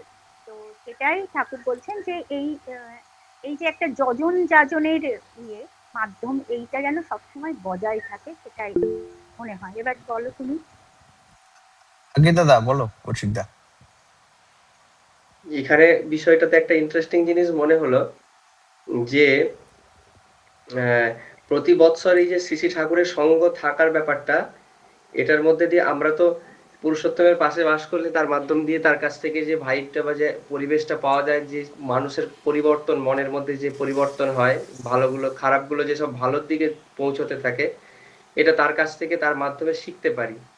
এটা এখানকার মর্কজটার মধ্যে ছিল বলে মনে হলো। এই বিষয়টাই যখন আমরা তাকে নিয়ে, মানে তার সাথে যখন আমরা একাত্ম হতে পারি, নামের মধ্যে কর্মের মধ্যে, যে কায় মন বাক্যে যখন একাত্ম হতে পারি, তখন তার সাথে বাস করাটার উপলব্ধি সেই সমস্ত মানুষদের হয়েছে যারা বলেন, যাদের অনেকের হয়েছে, তাদের সব সময় তাকে নিয়েই বাস করতে পারেন। অতএব সেই স্থূল শরীর আর সূক্ষ্ম শরীরের ব্যাপারটা থাকেই, কিন্তু তাহলেও সেটা এখনো সম্ভব যে একাধিক ক্রমে বাস করা। এবারে প্রতি বৎসরের ব্যাপারটা, সেই ব্যাপারটা যদিও এখনকার আমরা সেই যেমন পাপাইকে দেখেছি প্রায় পূজনীয় বুদ্ধদেব দাদুর সাথে বিভিন্ন বিষয়ে আলোচনা করে। এটার বিষয়টার কারণটা কি? কারণটা একটাই যে তার যে শ্রী শ্রী ঠাকুরকে তো সরাসরি এই মুহূর্তে মানুষ মানে সূক্ষ্ম স্থূল বিষয়ে পাচ্ছে না। স্থূল বিষয়ে পাওয়ারও একটা অভিজ্ঞতা থাকা দরকার আছে। সেটা তো আস্তে আস্তে মানুষের নাম ধ্যানের মধ্যে হলে হয়তো হতে পারে। কিন্তু তা হলেও যে এর যে এই যে সান্নিধ্য থাকার মধ্যে যে কারেকশন, সেটা তার মাধ্যম দিয়ে সম্ভব হয়, কারণ তিনি তৎ নিয়োজিত, তৎ তার প্রতি অনেকটা উন্নতশীল ব্যক্তিত্ববান মানুষ। মানে আমি বলছি পূজনীয় দাদু শ্রী ঠাকুরের প্রতি যত মানে সাধনা বা এই সমস্ত পর্যায়ে অনেকটা তার প্রতি উন্নতশীল এবং তাকে পালন করা মানুষ। তাই তার সান্নিধ্যে যখন যায় তখন তার যে সমস্যাগুলো কারেকশনগুলো সেগুলো সহজ হয়। তো দুটো দিক মিলিয়ে তখন এই একটা দিক হয়ে যায়। প্রতি বছরে তার সঙ্গে মানে প্রতিটা সময়ে তার সঙ্গে দেখা করাও সম্ভব হয়। আবার শ্রী শ্রী ঠাকুরের সান্নিধ্য নাম ধ্যান অধ্যয়ন কায়মনোবাক্যে চললে তার সঙ্গে বাস করাটাও সম্ভব হয়। আর ঋত্বিক অধিবেশনে যোগ দেওয়ার একটা বড় মজা হচ্ছে এটাই যে কর্ম অর্থাৎ যে আমার প্রতিদিনের অভ্যাসে আমি কি কি বাস্তবিক কাজ করছি, মানুষজনকে কতজনকে তার ভাবে ভাবিত করেছি, কার প্রয়োজন হয়েছে, তাকে মনে কোন ভাব দিয়ে সেবা দিয়েছি, কতটা উন্নত করতে সাহায্য করেছি, সেগুলোর একটা পর্যালোচনা হয়। তাতে কি হয়, মনের মধ্যে থেকে এই ভাবটা তৈরি হয় যে হ্যাঁ, আমাকে আরো এই বিষয়গুলোতে এগোতে হবে, আমি এই জায়গাতে অনেকটা একটু এই জায়গায় অসুবিধা হচ্ছে বা এই একটা জায়গাটাতে আমাকে আরো একটা দেখতে হবে, কারণ দেখতে প্যারেন্ট টিচার মিটিং মতো হয়ে যায়, তাই না রসিকদা? এর মতো। একটা তো সেই কারণে প্যারেন্ট টিচার অধিবেশনে মিটিং। অবশ্যই যোগদান করে। হ্যাঁ হ্যাঁ হ্যাঁ, এবং সেই নিজেদেরও কারণে বোঝা যায় যে অধিবেশনে সারা কোথায় একদম কোথায় একদম। কোথায় আটকে আছি, গিয়ে দেখে বোঝা যায় যে, আরে কি করলাম, এই এক বছর হয়ে গেল আবার হ্যাঁ কিছুই হয়নি। ঠিক আছে। বাহ, একদম একদম রসিকদা ইজ অলওয়েজ অন পয়েন্ট। তা এটা শ্রী ঠাকুরের সান্নিধ্যে খুব ভালো লাগলো কৌশিক। ঠাকুর এই জন্য বলেছেন আগে মামা ইষ্টবাহী প্রণাম। ইষ্টবাহী ইষ্টবাহী একজন মানুষের যোগাযোগ রাখা দরকার। আমরা এটা দেখতে পারি ওই আহ, এগুলো ঘটেছে আগে, বহুবার ঘটেছে, এরকম দেখা গেছে। আবার এখানে এটা বুঝতে হবে, আমাদের কিন্তু চিনতে হবে লোক। শ্রী ঠাকুরের প্রতি থাকবে আমার আনকন্ডিশনাল সারেন্ডার, শুধু তার প্রতি, শুধু আদর্শের প্রতি। আর আদর্শ কেন্দ্রিক মানুষ যারা, তাদের প্রতি থাকবে আমার কন্ডিশনাল সারেন্ডার। কন্ডিশন, আমি পুরো একদম চাচা খোলার মতো বুঝে নিয়ে তারপরে কতটুক সারেন্ডার, যতটুকু ঠাকুরের সাথে মেলে। যেখানে ঠাকুরের সাথে হবে সেখানে বুঝে যেতে হবে। সেই জন্য সেরকম খুঁজতে থাকতে হয়। যে ঠাকুর বলেছেন, ও রামকৃষ্ণদেব ঠাকুর আগে আগে বলেছিলেন যে এবং অনেক অনেক লিডাররা, অনেক অনেক সদ্গুরুরাও বলেছেন যে এমন কোনো টাইম থাকে না যে ওয়ার্ল্ডটা ভক্তলেস হয়ে যায়, যে কোনো ভক্তই কেউই বেঁচে নেই, কেউ হয় না, ওরকম হতে পারে না। থাকলে পৃথিবীটাই বাঁচতো না, পাপের ভারে পৃথিবীটা উল্টে পড়ে যেত, মানে ধ্বংস হয়ে যেত বলে শুনেছি। তো তেমনই যে যে থাকে, খুঁজে নিতে হয়। যেন আমরা প্রার্থনায় বলি, সাধ সঙ্গ মোহি দেও নিত পরম গুরু দাতা। ওই সাধের সঙ্গ আমার চাই। তারাই ওইটা দেয়। তারা এমন একটা লাউ খাইয়ে, যে গানটা আছে না, সাধের লাউ বানাইলো মোরে বৈরাগী, গানটা হয়। হ্যাঁ, এই যে এমন লাউ খাওয়াই দেবে, হ্যাঁ, যে লাউ দিয়ে এমন একটা লাউ খাইয়ে দেবে, বৈরাগী বানিয়ে দেবে, সব অন্য উল্টো পাল্টা থট বেরিয়ে যায় মায়ের থেকে। গানটা খুব হতো যে, শুনেছো তো কৌশিক দা গানটা, সাধের লাউ বানাইলো মোরে বৈরাগী? হ্যাঁ হ্যাঁ, অবশ্যই শুনেছি। অবশ্যই। ওই রকম সাধ আমাদের সঙ্গ, সাধের সঙ্গে যে কি করে দিতে পারে, এটা যাদের হয়েছে তারা জানে। তো সেরকম করে কিন্তু ওটা বলে দেওয়া যায় না সব সময়। আমরা একটা নিজস্ব ফিল্ডে রয়েছে, আমরা বলছি আমাদের এক্সপিরিয়েন্স, আমরা বলেছি। কিন্তু এরকম যদি লোককে আমরা যদি কখনো পুশ করি যে ওই ওর কাছে যা, ওর কাছে আছে, কবে যে এটা বিজনেসে টার্ন নিয়ে নেবে কেউ বলতে পারে না। ঠাকুর পাঠাতেন এরকম, হ্যাঁ, মনে আছে কেষ্টদাসের কাছে পাঠাতো। হ্যাঁ, তারপর পাঠাতেন। কেষ্ট দাসের কাছে পাঠাতেন। কাছে তার পাঠাচ্ছেন। অনন্ত মহারাজের অনন্ত কাছে। মহারাজের কাছে সবার কাছে করেছে, অনন্ত মহারাজের কাছে করেছেন, বড়দার কাছে হ্যাঁ তো হ্যাঁ, প্রচুর চলে গেছে, পাঠিয়ে দিয়েছেন। বর্দার কাছে, হ্যাঁ। তারপরে তোমার কি নাম জানো, অনেকের কাছে করেছে, অনেক, সবার নাম নিতে খারাপ লাগছে, বাট বহু লোকজনের কাছে করেছেন। সব পাঠিয়ে দিতেন তারা, মানে ভাবছে আমার, হ্যাঁ, তাদের যাজন চৌকিতে ওখানে তারা ভাবছে যে আমরা তো কোনো কম যাচ্ছি না, ঠিক আছে, আমাদের এখানে এইসব অনেক ঠাকুর এখানে মজা করেছেন। হ্যাঁ, এখানে বিষয়টা ওখানে যে প্রমাণ পাওয়া যায় যে কতটা কায়মনো বাক্যে মন থেকে আমি শ্রী শ্রী ঠাকুরের সাথে যুক্ত আছি, তখন ধরা পড়ে। কারণ কৃষ্ণদাসের কাছে পাঠানোর পরেই ফিরে আসার পরে আবার বলতেন, ঠাকুর আমার ওখানে গেলে ভালো লাগে না, আপনি বলেন তাই যেতে হয়। এই যে বিষয়টা, এইটা বুঝিয়ে দেয় যে কতটা কায়মনো বাক্যে মানে একান্ত কে ভাবে ঠাকুরের কতটা সাথে যুক্ত। হ্যাঁ, তাই কৌশিক ইষ্ট, কে কতটা না, হ্যাঁ অনেকে তো ইষ্টবাহী, মোহিত হয়ে গেছে কেষ্টদাসের ইয়েতে। ওই জন্য ঠাকুর জিজ্ঞেস হ্যাঁ করেছিলেন যে, মোহিত, যাবার মোহিত হয়ে যায়। ঠাকুরকে প্রশ্ন করে ঠাকুর বলেছিলেন এই যে যে কেষ্ট দা কে, মানে কৃষ্ণ প্রসন্ন ভট্টাচার্য তখন অনেকটা ইয়ং। তখন কৃষ্ণ প্রসন্ন মানে কেষ্ট দা, যে কৃষ্ণ প্রসন্ন ভট্টাচার্যকে জিজ্ঞেস করেছে যে আহ, বলো তো, তখন বুঝলেন যে আপনিই তো পাঠায় না আমাকে বারবার ওদের কেষ্ট দাসের কাছে, মোটেই আমার ভালো লাগতো না, আপনি কেন পাঠাতেন। অনেক ঝগড়াও করেছিলেন ঠাকুরের সাথে। তখন ঠাকুর প্রশ্ন করেছিলেন যে কি কেষ্টদা, সতী নারী কি সব কথা শোনে? সতী নারী কি বরের সব কথা শোনে? যে অবশ্যই শোনে, কেন শুনবে না?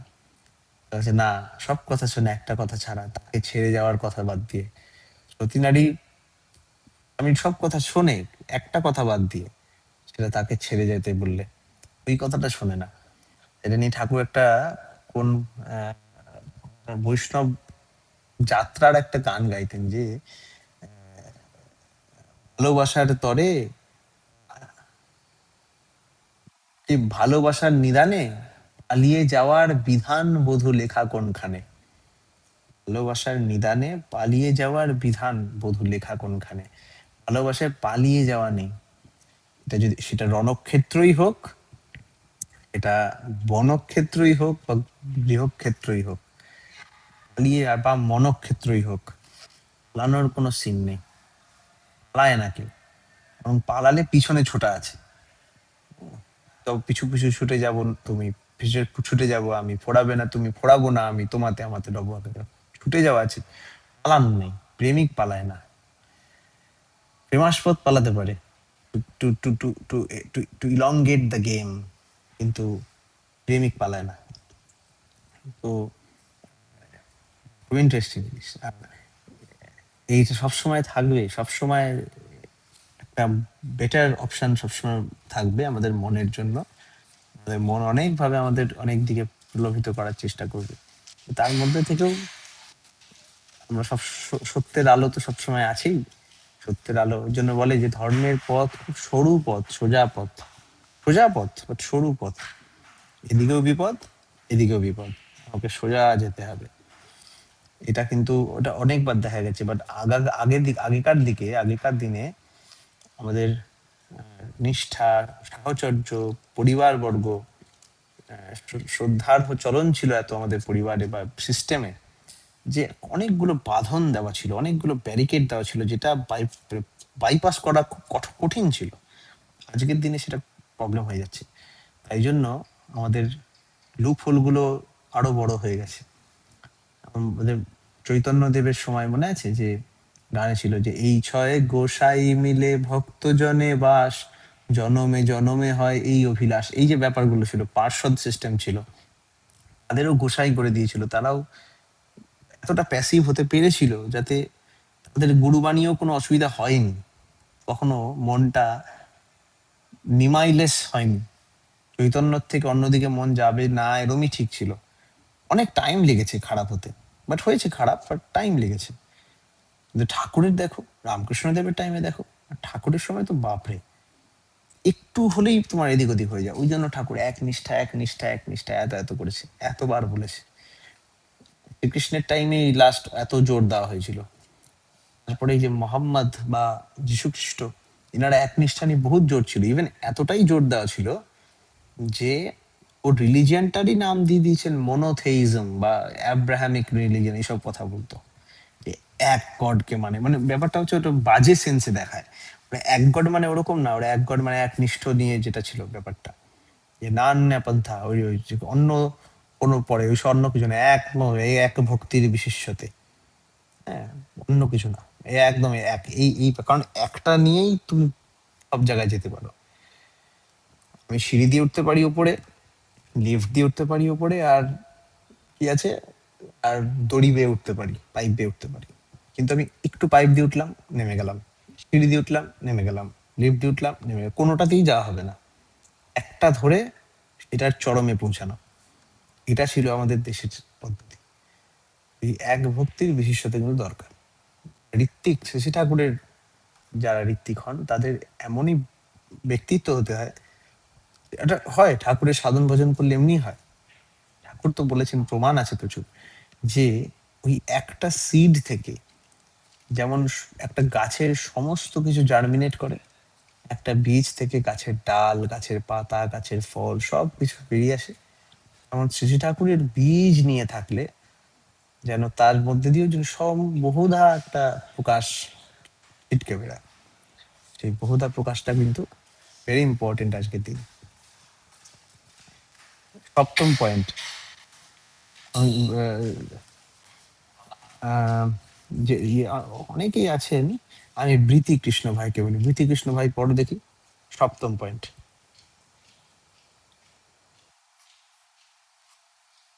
হ্যালো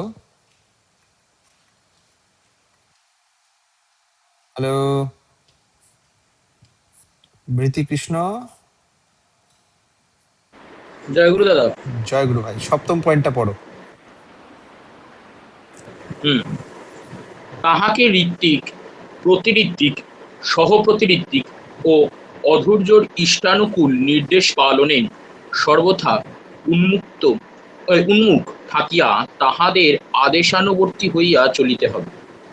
তাহার যখন যেখানে নিয়োজিত করিবেন তৎকারণেই বাধ্য থাকিতে হইবে, এবং কর্মশৈথিল্যে পরম প্রেমময় শ্রী শ্রী ঠাকুরের বিধি নির্দিষ্ট প্রায়শ্চিত্ত ও দণ্ডগ্রহণ করিয়া নিজেকে সূচি করিতে বদ্ধপরিকর থাকিতে হইবে।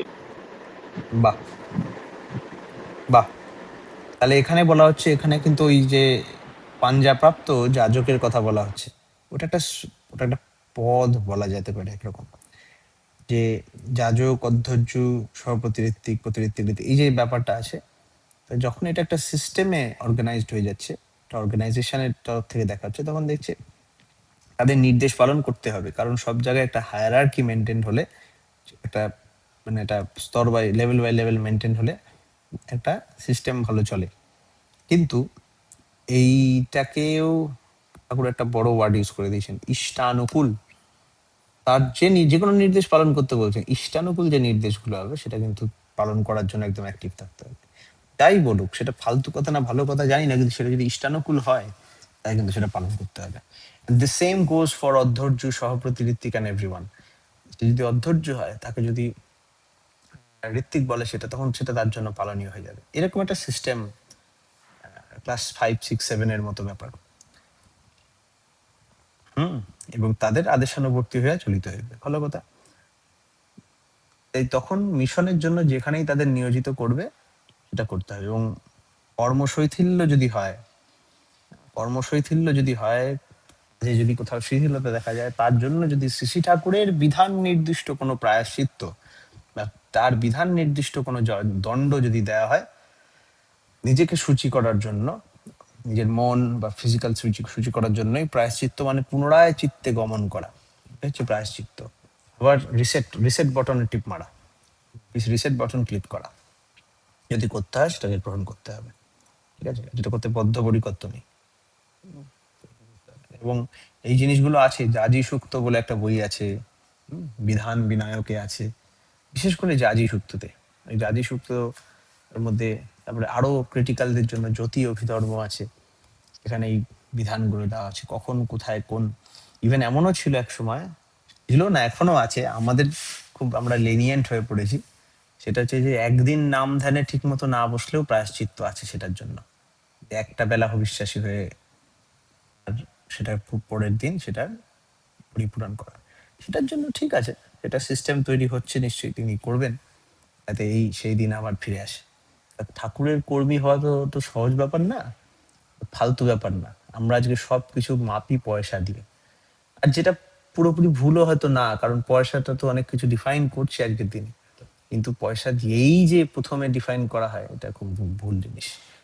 পয়সা দিয়ে ডিফাইন সেই জন্য করা যেতে একটা দিক দিয়ে যেতে পারে লং টার্মে, যে লং টার্মে কি পয়সা আছে, তখন দেখতে হয় কেন আছে, কিছু তো ঠিক করেছে নিশ্চয়ই। কিছু অন্টারপ্রেনারশিপ বা কিছু কোথাও কি বুদ্ধি লাগিয়েছে, তার একটা বাস্তবিকরণের কোনো গুণ আছে? হ্যাঁ আছে। তো সেখানে থেকে সেটাকে বাহবা জানাতেই হবে আজকের দিনে। কারণ ঠাকুরের ওই যে সেই ব্যবসার পঞ্চনীতির ব্যাপার ওইটা আছে। হ্যাঁ দাদা আবার তার আগে যেটা বেশি ইম্পর্টেন্ট সেটা চরিত্র। চরিত্র থাকলে পয়সাটা ম্যাটার করে, আর লং টার্ম সেটা ধরে রাখা যায়। আবার একটা জিনিস যেটা না বললে নয়, সেটা হচ্ছে যে টাকাটাও, টাকা বলা না, সাকসেসফুল যেটাকে বলে, সাকসেসফুলটাকেও আমরা যদি ঠাকুরের পরিভাষায় যাই, ওটাকেও কিন্তু আমরা অবজ্ঞা করব না। কারণ কোনো চরিত্র বল আছে বলেই তারা সাকসেসফুল হতে পারছে, কিন্তু সেটা ধরে রাখতে পারছে না আবার চরিত্রের অভাবে। এই দুটোই লাগবে, জামা প্যান্ট দুটোই দরকার। হ্যাঁ কৌশিকদা। হ্যাঁ, ওই বিষয়টাই। হুম, আর এটা পড়তে গিয়ে আরেকটাই কথা হলো, আমাকে একবার কেউ জিজ্ঞাসা করেছিলেন হুম, যে প্রায়শ্চিত্ত বা মানে প্রায়শ্চিত্তটা শুধুমাত্র কোনো ভুল করেছি এরকম জানা, সেটার জন্য থাকলে তবেই করা যায়। তো সেক্ষেত্রে তো অনেকেই মনে করেন, হুম, এরকম দেখতে একজন আমাকে জিজ্ঞাসাও হুম। করেছিলেন, তাহলে আমি তো কিছু এরকম করিনি। হ্যাঁ, ঠাকুরের নাম করেছি, হ্যাঁ, ইষ্টবিধি কখনো মিস করিনি, এগুলো তো আমি মোটামুটি করে থাকি, তাহলে আমার প্রায়শ্চিত্তের দরকার নেই। এই জায়গাটা অনেক সময় অনেকে বলেন, এই যে এখানে লাস্ট লাইনটাতে আছে এই জায়গাটাতে, যে নিজেকে সূচি করিতে বদ্ধপরিকর হবে। সুচিতার তো ক্রম সবসময় ঊর্ধ্বগতি হয়, তাই মাঝে মাঝে যদি নিয়ন্ত্রণ করার জন্য, নিজেকে আরো বেশি হায়ার কনসেন্ট্রেট করার জন্য বা যুক্ত করার জন্য তার সাথে, হুম, আমাদের প্রায়শ্চিত্তের মধ্যে একাকী নিজেকে কিছুটা আলাদা করে নিয়ে করা দরকার লাগে, এটাই হ্যাঁ। মনে হচ্ছিল। আর তুমি যেটা ওইটা বললে, হ্যাঁ, অনেক সময় দেখা হয়, এটা খুব ইন্টারেস্টিং স্নানের পয়েন্ট যেটা স্নানের মতো মনে স্নান, হলো যে,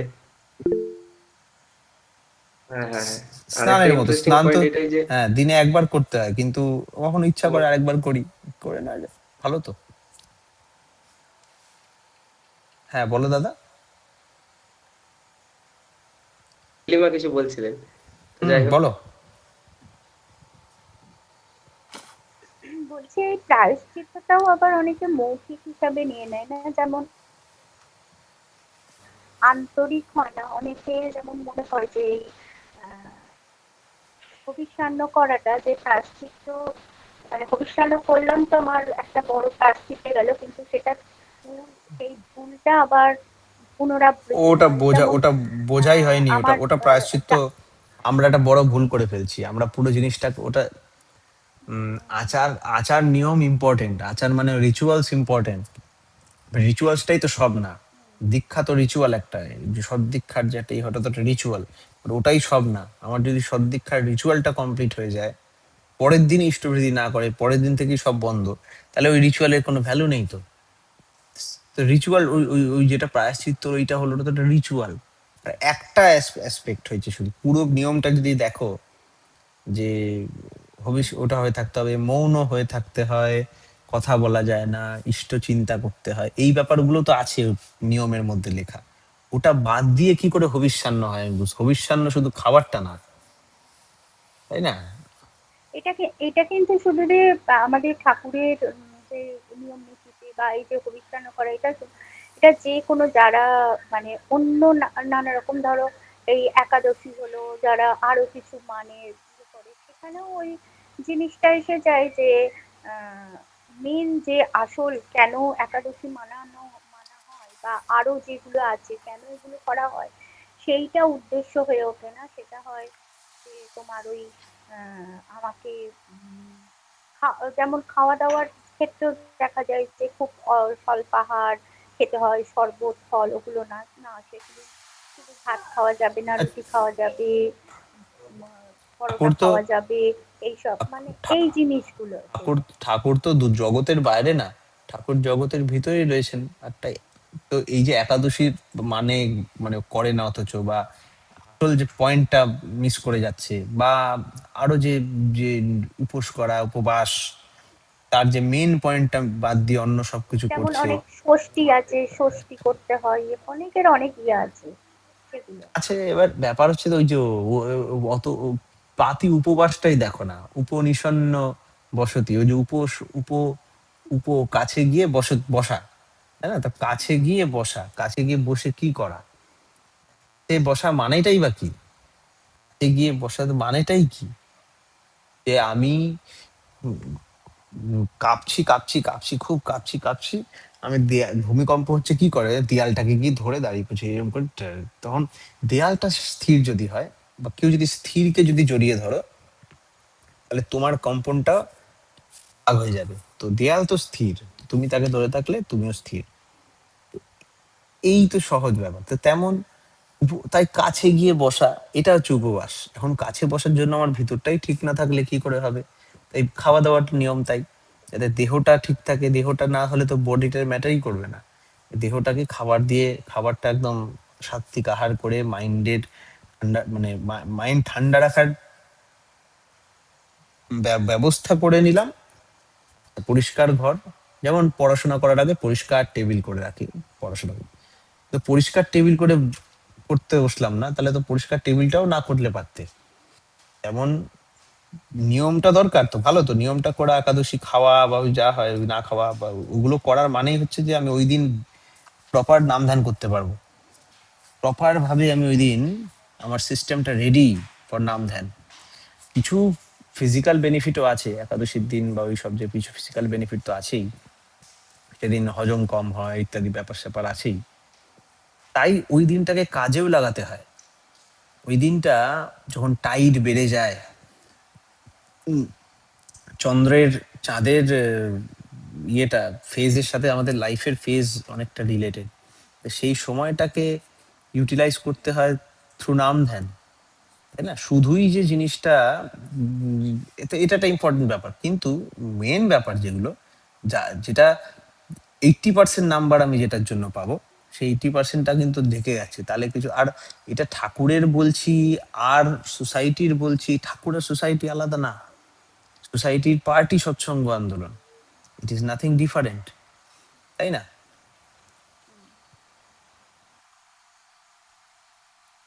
হ্যাঁ মা বলো, সময় আমাদের হয়েছে কিন্তু।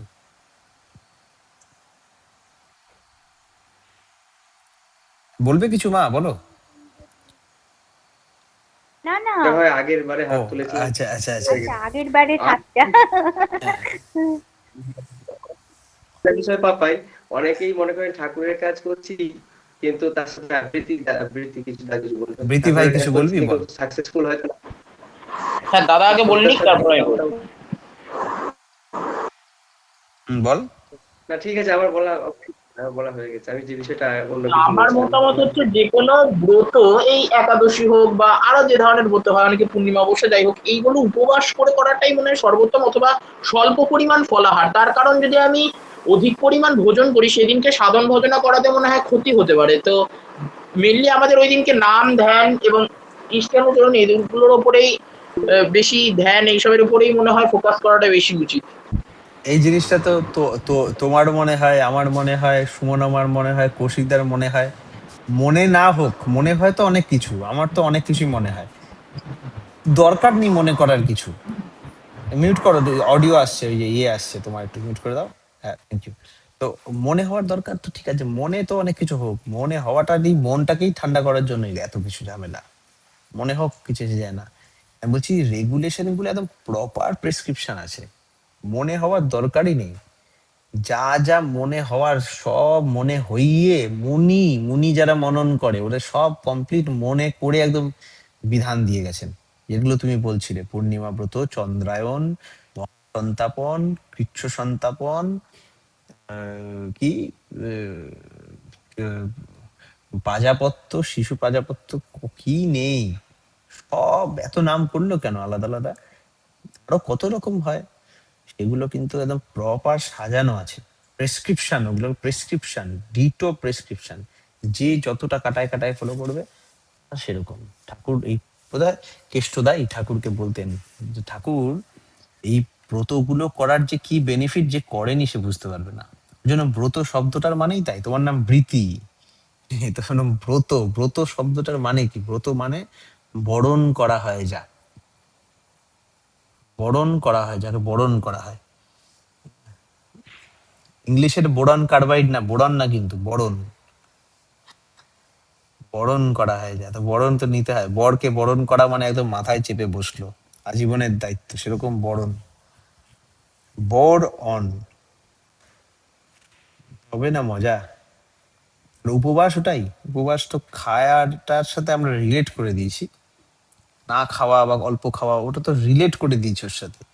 যেমন কৌশিকদা ঋত্বিক, কৌশিকদা সহপতি ঋত্বিক, তার মানে এই না যে যে কোনো সহপতি ঋত্বিকই কৌশিকদা। কৌশিকদার সহপতি ঋত্বিক করতে করতে দুটো এতটাই জুড়ে গেছে যে আমি কৌশিকদার সহপতি ঋত্বিক দুটোকে আলাদা করতে পারছি না। এমন উপবাস বা সাধন ভজনের উপবাসের জন্য কম খাওয়াটা বিধি, বাট এখন আমরা এতই অজ্ঞ হয়ে গেছি যে দুটোকে আলাদা করতে পারছি না। আমরা বুঝে গেছি, যে ভেবে ফেলেছি যে কম খাওয়াটাই উপবাস, ওরকম হয়ে গেছে। যে সৌভিক সাদা জামা পরে, ভালো কথা, এখন আমি, এটা এত কমন হয়ে গেছে যে সাদা জামা মানে আমি অন্যদিন ওটা অন্য জামা পরে এসেছি বলে চিনতেই পারছে না, এ কি, এটা হতেই পারে না, এরকম না। তাই তেমন উপবাস, কাছে বসা, এটা তো নর্মাল নিয়ম তো দিয়েই দিয়েছেন। এই ঝামেলা এই ঝামেলাই হয়। ঠিক, ঠিক। নুডলস আর ম্যাগি, এরকম ব্যাপার। এটা দিয়ে মনে পড়ছে, এই এই করতে করতে একসময় ঝামেলা হয়ে গেছিল, যখন আমাদের লেটার ভেদিক পিরিয়ড। হ্যাঁ, হ্যাঁ, হ্যাঁ, হ্যাঁ, হ্যাঁ, সর্বজিৎ দা বলেন। হ্যাঁ দাদা, বলছি আমার একটা ছোট কোশ্চেন ছিল। বলছিলাম যে আচ্ছা, আমরা দেখেছি শ্রীকৃষ্ণ গোকুলবাসীদের জন্য উনি গোবর্ধন পর্বত তুলে সবাইকে সেভ করেছিলেন। আচ্ছা, একটা ছোট বাচ্চা তার জন্য এক আঙ্গুলে গোবর্ধন পর্বত তোলা সাইন্টিফিক সাইড থেকে দেখলে আমরা এটা কিভাবে দেখতে পারি? একটু দাদা বলবেন প্লিজ। এটা তো ওরম ভাবে দেখো, কবিতায় লিখেছে, কবিতায় মানে আমাদের তো অরিজিনাল বইটা আমরা পড়িনি, আমি জানি না, অনেকের অনেক মত থাকতে পারে। শ্রী শ্রী ঠাকুরের আলোকেই দেখবো এবং লজিক্যাল যেটা আমার লাগে সেটা দেখবো। এটা হচ্ছে গোবর্ধন পর্বত, এগুলো কিরম ভাবে লেখা, এবং অরিজিনাল যদি আমি লেখা স্ক্রিপচারে যাই কি বলেছেন সেটা আমাকে ভালো করে দেখতে হবে। গোবর্ধন পর্বত, গোবর্ধন পর্বতটা আঙ্গুলে তুলেছেন যে এটার আমাকে, এটা আমাদের কালচারটা ডায়ালেকটিক্যাল কালচার, আমাদের বোঝানোর রকমটা একটু কাব্যিক ছন্দর ওয়েতে বোঝানো হয়েছে। এই যে চাইনিজ অনেকে আছে, চাইনিজ ড্রাগনের কথা বলেছে, আমরা যেটাকে কুণ্ডলিনী বলি, চায়না সেটাকে ড্রাগন বলে, যে ভিতরে একটা ড্রাগন জাগে, আমরা সেটাকে সাপ বলি, ইরা পিঙ্গলা এই সেই বলি। তা তেমনই কৃষ্ণর যে উম জগৎ জগৎ এরকম তো বলেছে, নাকে করে এই টাস্কের মধ্যে, তো কি নাম, বরাহ অবতার পৃথিবীকে তুলে ধরেছে। মানে এটা পৃথিবী কোথার থেকে, পৃথিবী নাকি জলে ডুবে গেছিল, এই সাগরে কি গর্ভদক সাগরে ডুবে গেছিল, নাকে করে তুলে নিয়ে চলে এসেছে। পৃথিবী জলে ডুববে কি করে? তো ফিজিক্সে পুরো নষ্ট হয়ে যাচ্ছে ব্যাপারটা। পৃথিবী কি এরকম বল টন জলের ভিতর পড়ে গেল, হিরণ্যাক্ষ নিয়ে চলে গেছিল, এ বুঝতে হবে এগুলো আমাকে। এর জন্য পুরাণ নিয়ে, উপনিষদ নিয়ে এত ঝগড়া। উপনিষদ যারা বেদান্ত পড়ে তারা পুরাণ দেখতে পারে না। ঠাকুর বলেছেন পুরাণ দরকার, কিন্তু পুরাণটা আমাকে পুরাণের মধ্যে থেকে ব্যাপারটা বার করতে হবে, এক্সট্রাক্ট করতে শিখতে হবে। গোবর্ধন মানে হচ্ছে, গো মানে ল্যান্ড। যখন ইন্দ্রের পুজো হতো, ইন্দ্রর তো দরকার, এই আজকে এই কনটেক্সটাই আসছিলাম অ্যাকচুয়ালি, এই যে বলতে যাচ্ছিলাম উপবাসের ব্যাপারটা, এই উপবাস রিচুয়ালস এত ইম্পর্টেন্ট হয়ে গেছিল আমাদের জন্য যে মূল বিষয় থেকে সরে গেছিলাম। যে মেন বিষয়, এই যে যখন লেটার ভেদিক পিরিয়ডে যখন বুদ্ধিজমের ইম্পর্টেন্স দেখা দিল, বুদ্ধিজম এসে হিন্দুইজমকে নষ্ট করতে থাকলো, যেটা বলা হয় তথাকথিত ইতিহাসে, ভুল বলা হয়, তাও এই ব্যাপারটা ছিল যে বুদ্ধিজম এসে বেদিক যে নোংরামি স্টার্ট হয়েছিল এরকম বলতো, বেদিক যজ্ঞ এই সেই যজুর্বেদের একটা প্রেশার, তন্ত্র এইসব এত চেপে গেছিল, যজ্ঞ কাটাকাটি, তখন বুদ্ধিস্ট মঙ্করা গিয়ে থামাতো না, এরকম অহিংসা অহিংসা করো, এটা দরকার নেই, এসব বলতো, ডিবেট শুরু হয়ে গেছিল। আবার সেদিকে বুদ্ধিজমটা এত চরম অবস্থায় চলে গেছিল যে আবার শঙ্করাচার্য সে হিন্দুইজমকে, মানে সে একটার সঙ্গে একটার ফাইট, একটার সাথে একটার সুচে, এইসব সমস্যা হয়।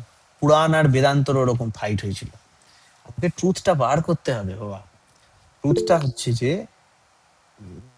ট্রুথটা হচ্ছে যে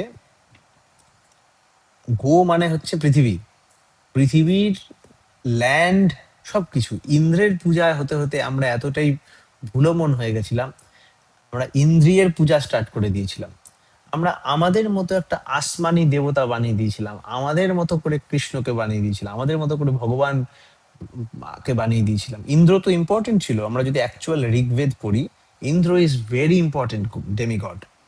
Indra is a very important দেবতা ইন আওয়ার হিস্ট্রি, যেটাকে অনেকে বৃহস্পিতা বলে, থর বলে, এরকম অনেক নাম আছে তার ইতিহাসে, ঠিক আছে?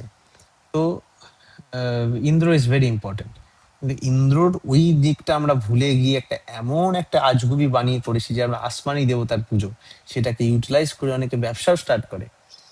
তারপরে কৃষ্ণ এসছেন, তিনি তো অবতার, তিনি তো আহ, তিনি তো অবতার। হ্যাঁ হ্যাঁ আসছি। কোল্যাপস হয়েছে বলবো না, আমি বলছি ব্যাপার হচ্ছে যে আমরা তখন কৃষ্ণ আসলেন, কৃষ্ণ তো তার কাছে তো পরিষ্কার সব, তিনি এসে বললেন এসব কি হচ্ছে, না দরকার নেই, তুমি এটা করো, তুমি ভয় পাচ্ছ কেন এটা চেঞ্জ করতে, আমি তো অ্যাকচুয়াল নিয়মটা বলছি, আমি নতুন কিছু বলছি না। কৃষ্ণ বলছেন আমি নতুন কিছু বলছি না, আমি অ্যাকচুয়াল বিধিটাই বলছি। যতটা ইম্পর্টেন্স ওটার দিচ্ছ, ততটা ইম্পর্টেন্স এখানে আসো, আমি যেটা বলছি সেটা করো, গোবর্ধন করো। মানে তখনকার দিন যেটা দরকার ছিল, গো মানে ল্যান্ড, গো মানে গরু, গোমাতা, গো মানে পরিবেশ। আর গোবর্ধন পাহাড়েই সব হতো, মোটামুটি অনেকটা হতো, যে ব্রজের।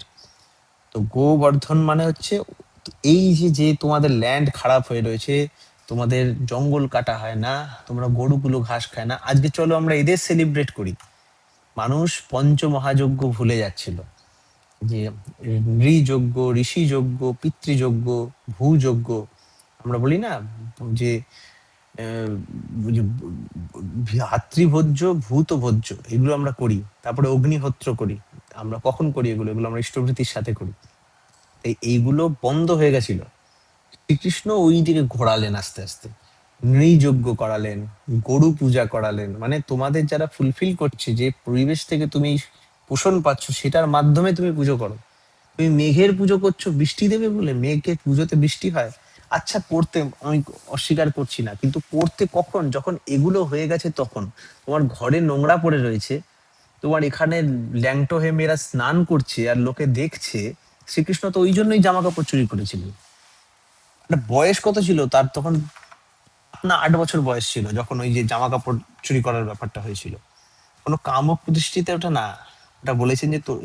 আর সেটাতে অনেক সমস্যা ছিল সোসাইটিতে, এই গল্পগুলো আমরা ঠিক মতো বুঝি না, ভুল ভাল ইনস্ট্রাকশন নিয়ে এটা এটা গল্প উল্টো পাল্টা রচনা করে দিয়েছি। তা এই যে সোসাইটাল প্রবলেম ছিল, অনেক ইন্টারনাল ক্ল্যাশ ছিল, কংসের প্রতি ভয় ছিল, এত লোক, কেউ রুখে দাঁড়াচ্ছে না কংসের বিরুদ্ধে। কেন? আসলে সবাই আমরা ইউনাইটেড হয়ে আমরা যদি নিজে কিছু পলিসি বানাই। এই যে তোমার কালীয় নাগ একজন রাজা ছিল, কলিও বলে একজন, কলিও বলে একজন রাজা ছিল। কলিও রাজার বিরুদ্ধে তিনি লড়াই করে তিনি পুরো যমুনাকে পরিষ্কার করেছিলেন। সেটাকেই এমন একটা গল্প লিখে দিল যে কালিয়া 5টা মাথাওয়ালা সাপ ছিল, সেই সাপটার উপর তিনি নাচ করেছেন। না, শ্রীকৃষ্ণের পাদুকা গ্রহণ করেছিলেন কলিও রাজা, যে তোমার পথে আমি অনুসরণ করব, তোমাকে আমি অ্যাকসেপ্ট করলাম। এইগুলোকে এবার যখন কবিতার দিয়ে লেখে, এতদিনে হিস্ট্রির কিছুটা রয়েছে, এটাই তো ভাগ্য ভালো। কত পুরনো হিস্ট্রি, এখন সেটার মধ্যে তো অনেক গল্প রং টং চড়বে, রং টং না চললে এতদিন পাস ফরওয়ার্ডেডই হতো না, এটা সাধারণ পাশের বাড়ির গল্প বলে মনে হতো, তাই না? হ্যাঁ আচ্ছা, এটা কি লিখেছেন যেন দাদা, আমি খেয়াল করতে পারলাম না। উনি লিখেছেন, কি লিখেছেন দেখতে পাচ্ছি না। উনি লিখেছেন তাহলে এটার মধ্যে ওই কি বিষয়টাই কি বলতে চাইছিলাম, ডমিনেশন ডমিনেশন মানে ডমিনেশনের কোথায় আমি বুঝতে পারলাম না, মেসেজটা এগেনস্টে। দেখতে। না, আমি আমি বলতে চাইছি যে, এক সেকেন্ড দাদা, এক সেকেন্ড, হুম হুম, লেখাটা একটু দেখে নিই। আমি দেখতে পাচ্ছি। হ্যাঁ হ্যাঁ হ্যাঁ, আমি দেখে বলছি। আমি বলছি যে, মানে ডমিনেশনের এগেনস্টে, মানে একটা ইন্দ্রিয়ের ডমিনেশনের এগেনস্টে, যে উনি হুম প্রকৃত পুজোর অর্থটাকে প্রায়োরিটি দিয়েছেন, হুম, ওটাকেই তাহলে আমরা ওটাকেই তুলে ধরা হিসাবে আমরা রিপ্রেজেন্ট করছি, তাই তো? Kind of. এবার আমি একটা জিনিস বলছি, আমরা ধরো আজকে একটা কথা বলছি যে আমাদের অ্যাকচুয়ালি একটা গান আছে জানো তো, ভবে সেই সে পরমানন্দ। গানটায় আছে, যে অ্যাকচুয়াল যেজন পরমানন্দময়ীকে জানে সেই সে পরমানন্দ। গানটায় আছে এরকম ভাবে ডাইরেক্ট, সেজন না যায় তীর্থ পর্যটনে, সন্ধ্যা পূজা কিছু না মানে, যা করেন কালী সেই সে জানে। আরে অদ্ভুত কথা। রামকৃষ্ণদেব বলছেন, রাম ও কৃষ্ণ কয় এমনও জনে, লোকেরও কথা না শুনে কনে, আখি ঢুলু ঢুলু রজনী দিনে, কালী নামামৃত পীযুষ পানে। এ নাকি পরমানন্দ। তাহলে কি সন্ধ্যা ফন্ধ্যা সব ফালতু? না, এগুলো এক্সট্রিমিজম।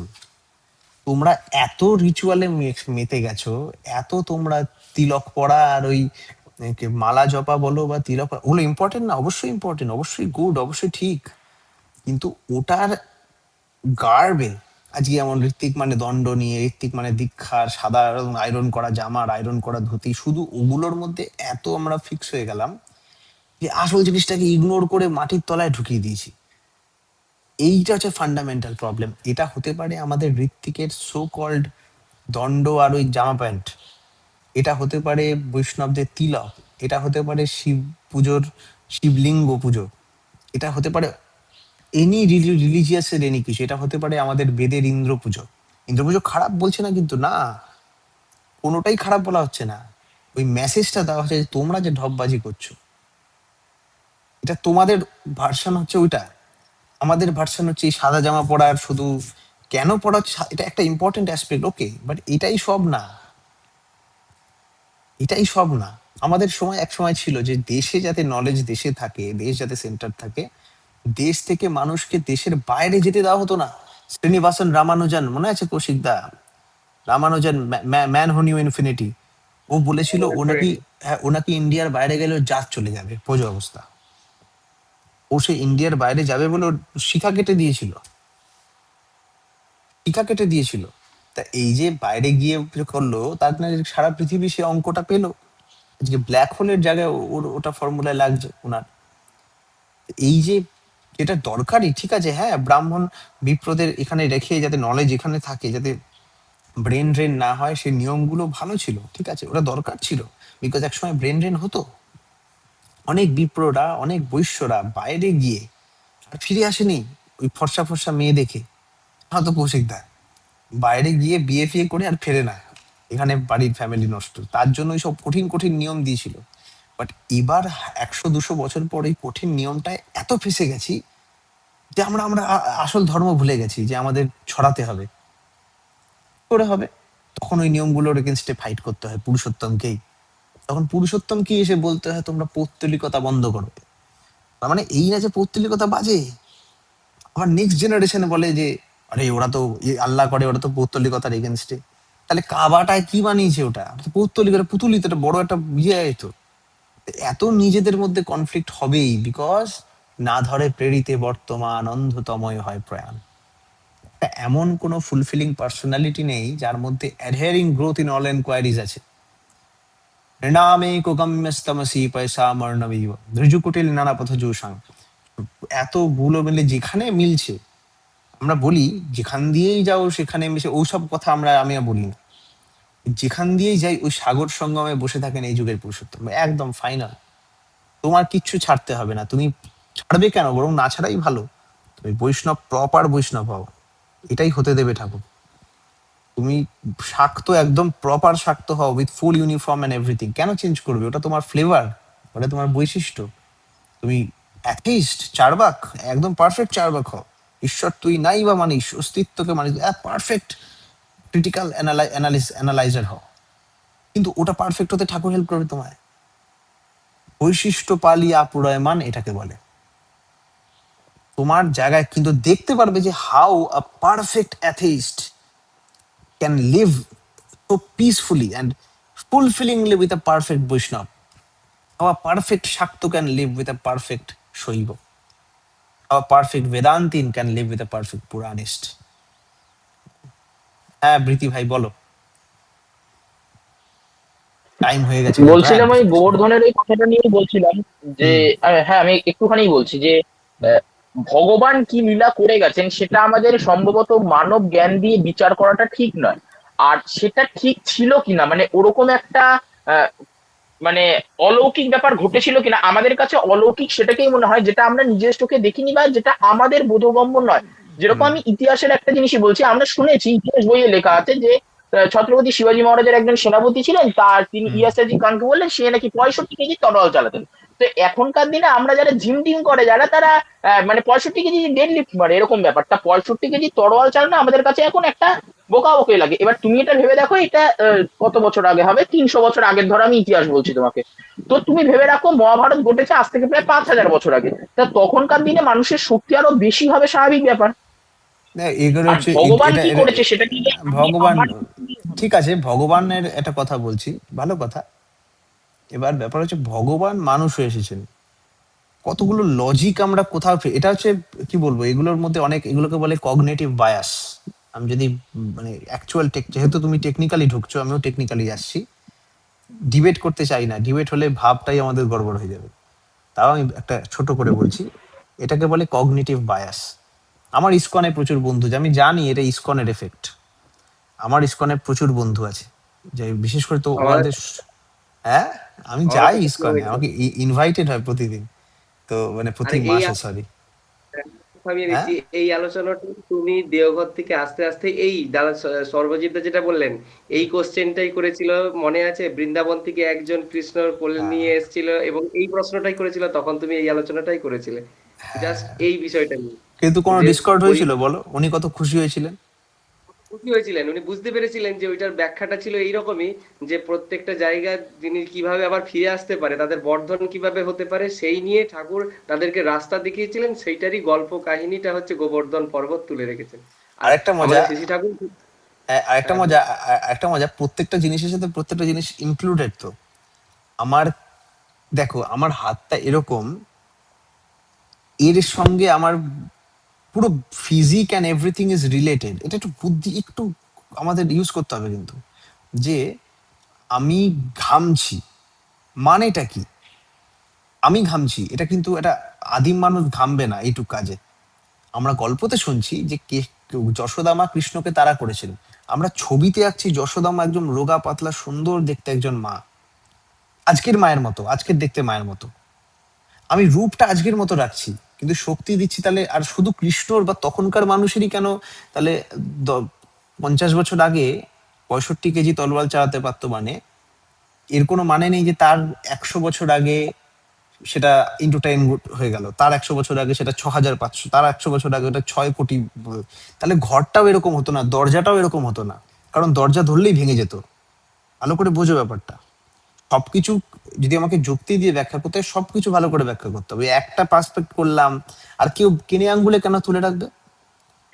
না সেই হিসাবে তখনকার দিনে মানুষের হাইটও বেশি ছিল যেরকম ভাবে। আরে বাবা, তাহলে তো সবার হাইট বেশি আচ্ছা, হতো, শ্রীকৃষ্ণ কেন ওরকম করতেন শুধু, বুঝতে পারছি না কেন। আর শ্রীকৃষ্ণ বলছেন বহুনাম জন্মানি তব চারজন, তুমিও বহুবার এসছো, আমিও বহুবার এসছি, খালি ডিফারেন্স একটাই, যে আমি জানি তুমি জানো না। ঠিক আছে, এই জন্য আমার ভয় লাগছিল তোমার প্রশ্ন তুলতে। চিন্তা হচ্ছিল যে এই একটা অন্য জিনিসে চলে যাবে। এর আগে এর মধ্যে একটা ব্যাপার, আগে সরি টাইম হয়ে আটকে গেছে, দিলাম। হ্যাঁ। হ্যাঁ, বলো হ্যাঁ ও কথা। আটকে গেলাম, একটু কথাই বলে নি। আসলে এটাই তুমি বলেছিলে যেটা, যে বর্তমান পুরুষোত্তমকে ধরার মাধ্যম দিয়ে আমরা এগুলোর উপলব্ধি করি। তো বিষয়টা যে সহজ ব্যাখ্যাগুলোই তখনকার দিনে উপাখ্যানের মাধ্যমে মানুষের মধ্যে চালিয়ে দিয়েছিলেন, আর সেটাই আমরা দিনের শেষে আস্তে আস্তে আস্তে চলতে চলতে চলতে চলতে সেটাকে অপভ্রংশ করে ফেলি হ্যাঁ আর ভাই, কি। আমি 2 মিনিটে আসছি, আমার এখানে এটা শেষ হয়নি ক্লাসটা, আমি আসছি। জাস্ট এটাই বলতে চাইছিলাম, ঠাকুর এটা আছে আলোচনা প্রসঙ্গে দ্বিতীয় খণ্ডে না তৃতীয় খণ্ডে, কালকেই পড়ছিলাম রামচন্দ্র নিয়ে আলোচনা করতে গেছে গিয়ে, হ্যাঁ, যে উনি বলছেন এগুলো আমাদের বুঝিয়ে এগুলো উপলব্ধি করে মানুষকে ধরিয়ে দেওয়ার দরকার আছে। এই গল্প কথাগুলো গল্প এগুলো কথা আর নয়, এর হ্যাঁ, মধ্যে সহজ। এটা বলতে বলতে ধরাবো, এই জন্য বিবেকানন্দ স্বামীজিকে দেখতে পারে না অনেকে, জানি ইসকনের, কিন্তু এর জন্য একটা বিশাল, ওই যে বললাম ক্ল্যাশ, বেদান্তিনদের সাথে পুরাণিস্টের বিশাল ক্ল্যাশ। এইভাবে করা যাবে না, আমাদের অ্যাক্টিভিটিতে প্রসার করতে হবে। তা না হলে একবার মনে যদি রং ধরে যায়, ও খুব মুশকিল। এটা অনেকটা ওই যেরকম হচ্ছে সৎসঙ্গের নামে যেরকম আমরা নিজেরাই করেছি, ওরকম টাইপের এক অদ্ভুত রং, এই সঙ্গ করে করে করে করে আমাদের ঠিক হবে। জয় গুরু। জয় গুরু ভাই, জয় গুরু। আরে বাপ, আরে আমি এখন ল্যাব তুই এবার রাত্রি তুই দুটো, কার্য রাত্রি দুটো ইয়ে বাজে। কর্মকৌশলের সেকেন্ড থাম্বনেলটা বানিয়ে দে ভাই, সন্দীপন পারছে না। আমাকে বলছো? থেকে তোকেই বলছি, ঠিক আছে, আমি সায়ককে। বানিয়ে দিচ্ছি। ও সায়ককে, সায়ক ভাই বানিয়ে দে। এখন সায়ক বেরিয়েছে, আমাদের টাইওয়ানে এখন 2:30 বাজে, রাত্রি না কটা, 2:11, ওর 2:11 বাজে। তুই রাস্তায় বেরিয়েছিস সায়ক এখন?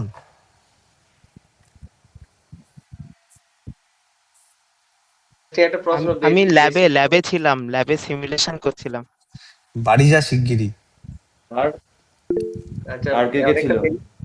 সর্বজিৎ দা একটা জিজ্ঞাসা করেছিলেন, টাইম তো অনেক বেরিয়ে গেছে, এই পরের টাইম উইকে আমাদের একদিন অনেক বলে। রাত হয়েছে, আমার এখন আমাদের নেক্সট মিটিং আছে রাতে 2টোর হ্যাঁ, সময়।